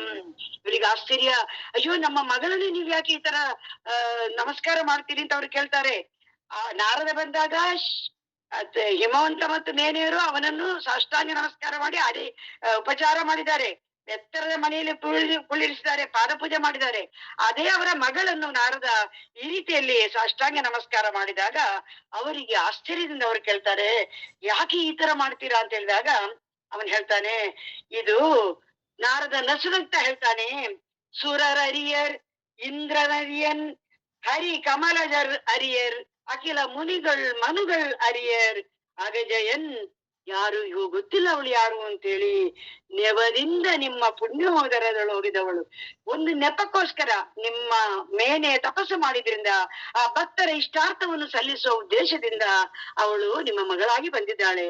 ಆದ್ರಿಂದ ಬಾಲೆಯಂ ಪುತ್ರಿ ಎಂಬ ಅವಿಚಾರಂ ಬೇಡ, ನೀವೇ ಜನನಿ ಜನಕರಲ್ಲಲ್ಲ. ಅದಂತಿರ್ಕೆ ತಾಯೇ ಕೇಳು ಮೇನೆ, ತಾಯಿ ಅಂದ್ರೆ ಮೇನೆಯನ್ನು ಕುರಿತು ಹೇಳ್ತಾನೆ. ನವರತ್ನಕ್ಕೆ ಅಬ್ದಿ, ಚಿಂತಾಮಣಿಗೆ ಮೊರಡಿ, ಮುತ್ತಿಂಗೆ ಸಿಂಪು, ಇಂದುವಿಂಗಂ ರವಿಗಂ ಪೂರ್ವಾಶೆ, ಲಿಂಗಕ್ಕೆ ಅವನಿ, ಸುದೆಗೆ ದುಗ್ಧಾಬ್ದಿ, ಪದ್ಮಕ್ಕೆ ಪಂಕಂ. ಅಂದ್ರೆ ಇದರ ಮೂಲ ಎಲ್ಲಿದೆ ಅಂದ್ರೆ ಅಲ್ಲಿದೆ ಅಂತ ಹೇಳ್ತಾನೆ. ಆದ್ರಿಂದ ಅಲ್ಲಿಂದ ಅವಳು ಬಂದಿದ್ದಾಳೆ, ನೀವೀಗ ಅವಳನ್ನು ಕಳಿಸಿ. ಮುನ್ನಮೆ ಮೊದಲಿಂ ಹರನರಸಿ ಅವಳು, ಗಿರೀಶನ ಅರ್ಧಾಂಗಿ, ವರಪ್ರದೆ ವರನೀಶ್ವರನ ಈಕೆಗೆ, ಮುದದಿಂ ಶಿವನಲ್ಲಿಗೆ ಇರದೆ ಕಳಿಪುದು. ಅವಳಿಗೆ ಗಂಡ ಯಾರು ಅಂತ ನೀವು ಯೋಚನೆ ಮಾಡ್ಬೇಡಿ, ಶಿವನೇ ಅವಳ ಗಂಡ, ಅಲ್ಲಿಗೆ ಕಳಿಸ್ಕೊಡಿ. ನೋಡಿ ಅವನು ಹೇಳ್ತಾನೆ, ನಾರದ ಶಿವ ಏನ್ ಮಾಡ್ತಾ ಇದ್ದಾನೆ ಈಗ? ಅವನು ಕೂಡ ಹೆಂಡತಿಗೋಸ್ಕರ ತಪಸ್ಸು ಮಾಡ್ತಾ ಇದ್ದಾನೆ. ನಾನು ಮೊನ್ನೆ ಹೇಳಿದೆ, ಅದು ಯಾವಾಗ ಯಾರು ಹೆಣ್ಣು ಮಗಳು ಅಥವಾ ಮದುವೆ ಆಗೋ ಹೆಣ್ಣು ನನ್ಗೆ ಒಳ್ಳೆ ಹೆಣ್ಣು ಬೇಕು ಅಂತೇಳಿ ಯಾರು ತಪಸ್ಸು ಮಾಡುದಿಲ್ಲ, ಆದ್ರೆ ಒಳ್ಳೆ ಗಂಡ ಸಿಗ್ಲಿ ಅಂತೇಳಿ ಹೆಣ್ಮಕ್ಳು ತಪಸ್ಸು ಮಾಡ್ತಾರೆ. ಆದ್ರೆ ಇಲ್ಲಿ ಶಿವ ಒಳ್ಳೆ ಹೆಂಡತಿ ಸಿಗ್ಲಿ ಅಂತ ತಪಸ್ಸು ಮಾಡಿದಲ್ಲ, ತನ್ನ ಹೆಂಡತಿಯೇ ತನ್ನ ಹತ್ರ ಬೇಗ ಬರ್ಲಿ, ಅವಳು ತನ್ನ ಬಳಿಗೆ ಬರುವ ತನಕ ತನಗೇನೂ ಬೇಡ ಅಂತೇಳಿ ಎಲ್ಲವನ್ನು ತ್ಯಾಗ ಮಾಡಿ ತಪಸ್ಸು ಮಾಡ್ತಾನೆ. ಕವಿ ಹೇಳ್ತಾ ನೋಡಿ, ಗಿರಿಸುತೆ ಬಳೆವನ್ಯವರಂ ಹರ ನಿರ್ದಪನೊಂದು ಹೇಮಕೂಟ ಸ್ಥಳದೊಳ್, ಪರಿಪೂರ್ಣ ಪರಂಜ್ಯೋತಿ ಸ್ವರೂಪ ನಿಜ ಯೋಗ ಭೋಗ ರಾಗೋನ್ನತಿಯಂ. ಅಲ್ಲಿ ಕಾಳಿದಾಸನ ಕುಮಾರ ಸಂಭವದಲ್ಲಿ ಶಿವ ತಪಸ್ಸು ಮಾಡುವುದನ್ನು ವರ್ಣಿಸ್ತಾ ಕಾಳಿದಾಸ ಹೇಳ್ತಾನೆ, ಕೇನಾಪಿ ಕಾಮೇನ ತಪಸ್ಸಚಾರ ಅಂತ. ಯಾವುದೋ ಉದ್ದೇಶಕ್ಕೋಸ್ಕರ ತಪಸ್ಸು ಮಾಡಿದ ಅಂತ ಹೇಳ್ತಾನೆ. ಆದ್ರೆ ಹರಿಯರ ಕುಮಾರ ಸಂಭವದ ವಸ್ತುವನ್ನೇ ಆರಿಸಿದ್ರು. ಅವನು ಹೇಳ್ತಾನೆ, ಅವನು ಯಾಕೆ ತಪಸ್ಸು ಮಾಡಿದ ಅಂತಂದ್ರೆ, ಇವಳು ತನ್ನ ಬಳಿಗೆ ಬರುವ ತನಕ, ಪ್ರಾಪ್ತ ವಯಸ್ಕಳಾಗಿ ತನ್ನ ಬಳಿಗೆ ಬರುವ ತನಕ ತಾನು ತಪಸ್ಸು ಮಾಡ್ತೇನೆ ಅಂತ ಅವನು ತಪಸ್ಸಿಗೆ ಕೂತಿದ್ದಾನೆ. ಆದ್ರಿಂದ ಇವಳನ್ನು ಅಲ್ಲಿಗೆ ಕಳಿಸಿಕೊಡಿ ಅಂತ ಹೇಳ್ತಾನೆ. ಹಾಗೆ ಅವನು ಕಳಿಸ್ಕೊಡ್ತಾನೆ. ಅದಾಯ್ತು. ಈಗ ನಾವು ಮತ್ತೆ ಆ ನಂತರದ್ದು ವಿಚಾರವನ್ನು ಅಲ್ಲಿ ಮಾತಾಡ್ಬೇಕಾಗಿಲ್ಲ. ಅಲ್ಲಿಂದ ಅವಳು ಇಲ್ಲಿಗೆ ಹೇಮಕೂಟಾಚಲದಲ್ಲಿ ತಪಸ್ಸು ಮಾಡಲಿಗೆ ಹೋದಾಗ ತಂದೆಯನ್ನು ಕುರಿತು ಹೇಳ್ತಾಳೆ ಪಾರ್ವತಿ, ಶಿವನೀತಂ ನಿಜವಲ್ಲಭಂ ಮಮ ಗುರು ಅಂತ. ಇದು ನಾನು ಮೊನ್ನೆ ಹೇಳಿದ್ದೆ, ಹಾಗಾಗಿ ನಾನು ಇಲ್ಲೇ ಇರ್ತೇನೆ ಅಂತ ಅವಳು ಹೇಳ್ತಾಳೆ. ಅಲ್ಲಿಂದ ಅವಳು ಅವನ ಪೂಜೆ ಮಾಡ್ತಾಳೆ. ಪೂಜೆ ಮಾಡಿದಾಗ ಆ ಪೂಜೆಗೆ ಅವನು ಒಲಿಯುವುದಿಲ್ಲ.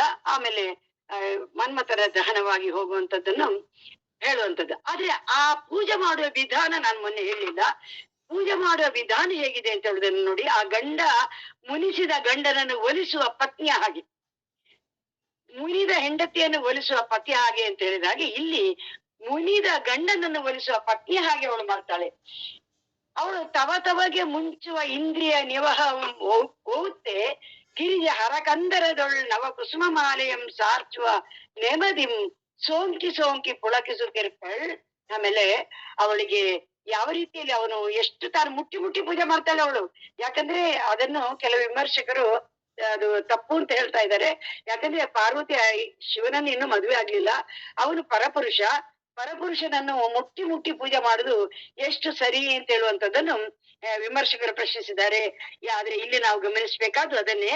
ಹರಿಹರನ ಕಾವ್ಯದಲ್ಲಿ ಗಿರಿಜಾ ಕಲ್ಯಾಣದ ಪಾರ್ವತಿ ಮತ್ತೆ ಶಿವ ಅನ್ಯ ಪುರುಷನೋ ಅನ್ಯ ಸ್ತ್ರೀ ಅಲ್ಲ. ಅವರು ಆಗಲೇ ಸತಿಪತಿಯರು ಕೆಲ ಕಾಲ ಅಮ್ಮನ ಮನೆಗೆ ಹೆಂಡತಿಯನ್ನು ಕಳಿಸಿದಾಗ ಅವನು ಕಳಿಸಿದಾನೆ ಅವಳನ್ನು. ಹಾಗಾಗಿ ಅವನನ್ನು ಯಾವ ರೀತಿಯಲ್ಲಿ ಪೂಜೆ ಮಾಡುವಂತ ಪೂಜೆಯ ವಿಧಾನ ಕೂಡ ಬಹಳ ಸುಂದರವಾಗಿದೆ. ಹೊಸ ಜಡೆಯೊಳ್ ತೊಡಂಕಿ ನೊಸಲೊಳ್ ನಡೆಪಾಡಿ ಕಪೋಲ ಭಾಗದೊಳ್ ಪಸರಿಸಿ ಲೋಚನಂಗಳೊಳ್ ಅಮರ್ಚಿ. ನೋಡಿ, ತಲೆಯಿಂದ ಕಾಲಿನವರೆಗೂ ಅವಳ ದೃಷ್ಟಿ ಹರಡ್ತಾ ಇದೆ. ಆ ಒಂದೊಂದು ಅಂಗವನ್ನು ಕವಿ ವರ್ಣಿಸ್ತಾನೆ. ತಪಸ್ಸಿಯ ಪದ್ಮಾಸನಸ್ಥನಾಗಿ ತಪಸ್ಸಿಗೆ ಕೂತಿದ್ದಾನೆ ಶಿವ. ಅವನನ್ನು ನೋಡ್ತಾಳೆ. ಹೊಸ ಜಡೆಯಿಂದ ಪ್ರಾರಂಭ ಆಗ್ತದೆ. ಹೊಸ ಜಡೆಯೊಳ್ ತೊಡಂಕಿ ನೊಸಲೊಳ್ ನಡೆಪಾಡಿ ಕಪೋಲ ಭಾಗದೊಳ್ ಪಸರಿಸಿ ಲೋಚನಂಗಳೊಳ್ ಅಮರ್ಚಿ ತದಾಸ್ಯದೊಳ್ ಹೊಂದಿ ಕಂಠದೊಳ್ ಮಿಸುಗಿ ಭುಜಾಗ್ರದೊಳ್ ತೊಳಗಿ ವಕ್ಷದೊಳಾಳ್ದು ಕರಂಗಳೊಳು ವಿರಾಜಿಸಿ ಪದದಲ್ಲಿ ಬೀಳ್ದವು ಭವಾನಿಯ ಮಾನ್ಯ ದೈನ್ಯ ದೃಷ್ಟಿಗಳು. ಹೆಣ್ಣು ಗಂಡು ಸಮಾನರು, ಆದರೆ ಕೆಲವು ಸಂದರ್ಭಗಳಲ್ಲಿ ಕೆಲವರು ಸೋಲ್ಬೇಕಾಗ್ತದೆ. ಅದು ಬಹಳ ಮುಖ್ಯ. ಇಲ್ಲಿ ಇವಳು ಸೋತು ಗಂಡನನ್ನು ಗೆಲ್ತಾಳೆ. ಆ ಪೂಜೆ ಮಾಡುವ ವಿಧಾನದಲ್ಲಿ ಅದನ್ನ ನೋಡ್ತೇವೆ. ಆದ್ರೆ ಆದ್ರೂ ಅವನು ಒಲಿಯುವುದಿಲ್ವಲ್ಲ. ನೋಡಿ ಅವಳಿಗೆ ಎಷ್ಟು ಕೋಪ ಆಗ್ತದೆ ಅಂತಂದ್ರೆ, ಗಂಡನನ್ನು ಎಷ್ಟು ಉಪಚಾರ ಮಾಡಿದ್ರು, ಅವನಿಗೆ ಇಷ್ಟವಾದ ಅಡಿಗೆ ಮಾಡಿದ್ರು, ಅವನಿಗೆ ಇಷ್ಟವಾದ ರೀತಿಯಲ್ಲಿ ವರ್ತಿಸಿದ್ರು, ಯಾವುದಕ್ಕೂ ಗಂಡ ತಿರುಗಿ ನೋಡುದಿಲ್ಲ ಅಂತ ಹೆಂಡತಿಗೆ ಕೋಪ ಬಂದಾಗ ಯಾವ ರೀತಿಯಲ್ಲಿ ಹೆಂಡತಿಯ ಮನಸ್ಸಿನಲ್ಲಿ ಭಾವ ಉದ್ವೇಗ ಉಂಟಾಗ್ತದೆ, ನಾನಾ ಭಾವ ಸಂಘರ್ಷ ಉಂಟಾಗ್ತದೆ. ಅದನ್ನು ಕವಿಯಲ್ಲಿ ಹೇಳ್ತಾರೆ ನೋಡಿ. ಬೆಮರುವಳ್ ಬೆರ್ಚುವಳ್ ಉರ್ಗುವಳ್ ಅಮರುವಳ್ ಬೆರಸಾರುವಳ್ ಅಂಜಿ ನಿಲ್ವಳ್ ನಿಮಿರ್ವಳ್ ನೆನೆವಳ್ ಮುನಿವಳ್ ಸಮಸಲ್ವಳ್ ಸೆಳೆದು ಕಾಯುವಳ್ ಸುಯ್ವಳ್ ಅಂತ ಮತ್ತೆ ಮತ್ತೆ ಕೋಪ ಬರ್ತದೆ ಅವಳಿಗೆ. ಅದಾದ ಮೇಲೆ ಆಮೇಲೆ ಶಿವ ಬರ್ತಾನೆ. ಆಯ್ತು, ಮತ್ತೆ ತಪಸ್ಸು ಅವಳು ಅಲ್ಲಿಂದ ಶಿವ ಮಾಯ ಆದ್ಮೇಲೆ ಮತ್ತೆ ಅವಳು ಹಠ ಮಾಡೋದು ನಾವು ಮೊನ್ನೆ ನೋಡಿದ್ದೇವೆ. ಅವಳು ಪ್ರತಿಜ್ಞೆ ಮಾಡಿ ಅಲ್ಲೇ ತಪಸ್ಸು ಮಾಡ್ತಾಳೆ. ಆ ತಪಸ್ಸು ಚಳಿ ಮಳೆ ಗಾಳಿಯಲ್ಲಿ ಯಾವುದಕ್ಕೂ ಹೆದರದೆ ಅವಳು ತಪಸ್ಸು ಮಾಡಿದಾಗ ಅಕ್ಕ ಮಹಾದೇವಿಯ ನಂಗೆ ನೆನಪಾಗ್ತದೆ ಅಂತ ನಾನು ಹೇಳ್ದೆ. ಅವಳು ಹೇಳ್ತಾಳೇನು, ನನಗೆ ಚಳಿಯಾಗ್ಲಿ ಬಿಸಿಲಾಗ್ಲಿ ಮಳೆ ಆಗ್ಲಿ ಹಸಿವಾದರೆ ಭಿಕ್ಷಾನ್ನಗಳುಂಟು, ಆಮೇಲೆ ಕೃಷಿ ಆದ್ರೆ ಕೆರೆ ಹಳ್ಳ ಬಾವಿಗಳುಂಟು, ಶಯನಕ್ಕೆ ದೇಗುಲಗಳುಂಟು ಅಂತ ಅವಳು ಹೇಳ್ತಾಳೆ. ಹಾಗೆಯೇ ಏನೇ ಆಗಲಿ ಅವಳು ಯಾವ ಪರಿಸ್ಥಿತಿಯಲ್ಲೂ ನಾನು ಹೆದರುವುದಿಲ್ಲ ಅಂತೇಳಿ ಛಲದ ಲಲನೆ ಬಲ್ಪಿನ ಭಾವಕಿ ಏಕನಿಷ್ಠಾನಿಧಿ ಅಂತ ನಾವು ನೋಡಿದ್ದೇವೆ. ಆ ರೀತಿಯ ಪಾರ್ವತಿ ತಪಸ್ಸು ಮಾಡಿದಾಗ ಅವನು ಬರ್ತಾನೆ. ಶಿವನನ್ನು ತಪಸ್ಸು ಎಳ್ಕೊಂಡು ಬರ್ತದೆ ಅಂತ ಬರುವಾಗ ಕವಿ ಹೇಳ್ತಾನೆ ನೋಡಿ, ಶೀತಾಂಶ ಚಕೋರಿಯಲ್ಲಿಗೆ ಬರುವಂತೆ ಬರ್ತಾನೆ ಅಂತ. ಚಂದ್ರ ಚಕೋರಿ ಅಂತ ಹೇಳುವಂಥದ್ದು ಆ ಸಂಬಂಧ ನೋಡಿ. ಚಂದ್ರ ಚಕೋರಿ, ಆ ಚಂದ್ರ ಚಕೋರಿಯ ಬಳಿಗೆ ಬರುವ ಹಾಗೆ ಬರ್ತಾನೆ. ಬಂದಾಗ ಇವಳು ನೋಡ್ತಾಳೆ ಅವನನ್ನು, ವಿಪ್ರ ವೇಷದಲ್ಲಿ ಬಂದಿದ್ದಾನೆ. ಕವಿ ಹೇಳ್ತಾನೆ, ಇಂದುಗೆ ಮೇಘಂ ಕವಿದೊಡೆಂ ಅದು ಲೋಕಕ್ಕೆ ತಂಪು ತಪ್ಪದ ತರದಿ. ಚಂದ್ರನಿಗೆ ಮೋಡ ಅಡ್ಡ ಬಂದ್ರು ತಂಪು ಬರದೇ ಇರ್ತದ, ಹಾಗೆ ಅವನು ತನ್ನ ಕಪಟ ವೇಷದಲ್ಲಿದ್ರು ಅವಳಿಗೆ ಬಂದವನು ಯಾರು ಅಂತ ಗೊತ್ತಾಗ್ತದೆ. ಯಾಕಂದ್ರೆ ಅವಳ ಗಂಡ. ಹಾಗಾಗಿ ಮತ್ತೆ ಅವನ ಕಪಟವನ್ನು ಅವಳು ರುದ್ರಾಕ್ಷಿಯನ್ನು ಎಸೆದು ಇದು ಸಾಕ್ಷಾತ್ಕಾರ ಮಾಡ್ತಾಳೆ. ಅದೆಲ್ಲ ಆಯ್ತಲ್ಲ. ಅದಾದ್ಮೇಲೆ ಅವನೇನ್ ಹೇಳ್ತಾನೆ, ಬಾ ಹೋಗೋಣ ಅಂತ ಹೇಳ್ತಾನೆ ಕೈ ಹಿಡಿದು. ನೀ ಬಾ ಕೋಪಮ್ಮ ಅಂತ ಹೇಳಿದಾಗ, ಬಾರ ತಾರ ಗಿರೀಂದ್ರ ನಿವಾಸದಲ್ಲಿಗೆ ಹೋಗೋಣ ಅಂತ ಹೇಳ್ತಾನೆ. ಆಗ ಅವಳು ಒಪ್ಪುದಿಲ್ಲ. ಅವಳು ಹೇಳ್ತಾಳೆ, ಇಲ್ಲ ನಾನೀಗ ಬರುವುದಕ್ಕಾಗುದಿಲ್ಲ. ಯಾಕಂದ್ರೆ ನನ್ನ ನೀವು ಅಪ್ಪ ಅಮ್ಮನಿಗೆ ಮೇನೆಗೆ ಮಗಳಾಗುವುದಕ್ಕೆ ಕಳಿಸಿದ್ಮೇಲೆ ಮಗಳಾಗಿಯೇ ನಾನಿದ್ದೇನೆ.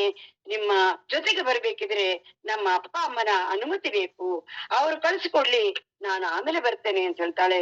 ಅದು ಆ ರೀತಿಯಲ್ಲಿ ಅವರ ಸಂಬಂಧದಲ್ಲಿರ್ತಕ್ಕಂಥ ಒಂದು ಅವಿನಾಭಾವ ಬಂಧವನ್ನು ಕವಿ ಹೇಳುವಂಥದ್ದು. ಈಗ ನಾನು ಇನ್ನೊಂದು ಅಂಶ, ಸಮಯ ಆಗ್ತಾ ಬಂತು, ಇನ್ನೊಂದು ವಿಚಾರವನ್ನು ಹೇಳಬೇಕಾಗಿದೆ. ದಾಂಪತ್ಯದ ಯಶಸ್ಸು ಆಗುದು ಯಾವಾಗ, ಯಶಸ್ವಿ ದಾಂಪತ್ಯ ಆಗುದು ಯಾವಾಗ ಅಂತಂದ್ರೆ ದೈಹಿಕ ಸಂಬಂಧದಲ್ಲ, ಅದು ಮಾನಸಿಕ ಸಂಬಂಧದಿಂದ ಎಂಬುದನ್ನು ಹರಿಹರ ಇಲ್ಲಿ ಸಾಬೀತು ಮಾಡ್ತಾನೆ. ಅಲ್ಲಿ ಅದಕ್ಕೆ ಮುಖ್ಯವಾಗಿ ನಮಗೆ ಸಿಗುವಂತ ಮಾಹಿತಿಯಲ್ಲಿ ಅಂತಂದ್ರೆ ಕಾಮದಹನದಲ್ಲಿ ಬರುವಂತದ್ದನ್ನು, ಅಲ್ಲಿ ಅವಳ ಯಾವ ರೀತಿಯಲ್ಲಿ ಅವಳ ತಾಮಸ ಪ್ರೀತಿ, ಪಾರ್ವತಿ ಆರಂಭದಲ್ಲಿ ಅವನನ್ನು ತಾಮಸ ಪ್ರೀತಿಯಿಂದ ಆರಾಧಿಸ್ತಾಳೆ, ಪೂಜಿಸ್ತಾಳೆ. ಮುಟ್ಟಿ ನಾವು ನೋಡಿದ್ದೇವೆ, ಮುಟ್ಟಿ ಪೂಜಿಸ್ತಾಳೆ, ಕೋಪದಿಂದ ಪೂಜಿಸ್ತಾಳೆ ಅಂತೇಳಿ. ಆಮೇಲೆ ಗಂಡ ಒಲಿಯುವುದಿಲ್ಲ ಅಂತಂದಾಗ ಮನ್ಮಥ ಬಂದಾಗ ಮನ್ಮಥನಿಗೆ ಅವಳು ಧೈರ್ಯ ಹೇಳ್ತಾಳೆ, ನೀನು ಇರು ನಾನು ಇರ್ತೇನೆ ಅಂತ. ಅವಳ ಅಂಗಾಂಗಗಳಲ್ಲಿ ಕವಿ ಹೇಳ್ತಾನೆ, ಕೋಟಿ ಕುಸುಮಾಯುಧರು ಹುಟ್ಟುವ ಹಾಗೆ ಇದ್ಲು ಅಂತ. ಆ ರೀತಿಯಲ್ಲಿ ಒಂದೆರಡು ಕುಸುಮಾಯುಧರಲ್ಲ, ಕೋಟಿ ಲೆಕ್ಕದ ಮನ್ಮಥ ಹುಟ್ಟುವ ಹಾಗೆ, ಮನ್ಮಥರು ಹುಟ್ಟುವ ಹಾಗಿರತಕ್ಕಂತ ಆ ನೋಟದಲ್ಲಿ ಅವಳು ಶಿವನನ್ನು ನೋಡ್ತಾಳೆ. ಆದ್ರೆ ಆ ನೋಟಕ್ಕೆ ಅವನೇನು ವಿಚಲಿತನಾಗಿರುವುದಿಲ್ಲ, ಅವನು ಯಾವುದನ್ನು ಯೋಚನೆ ಮಾಡುದಿಲ್ಲ.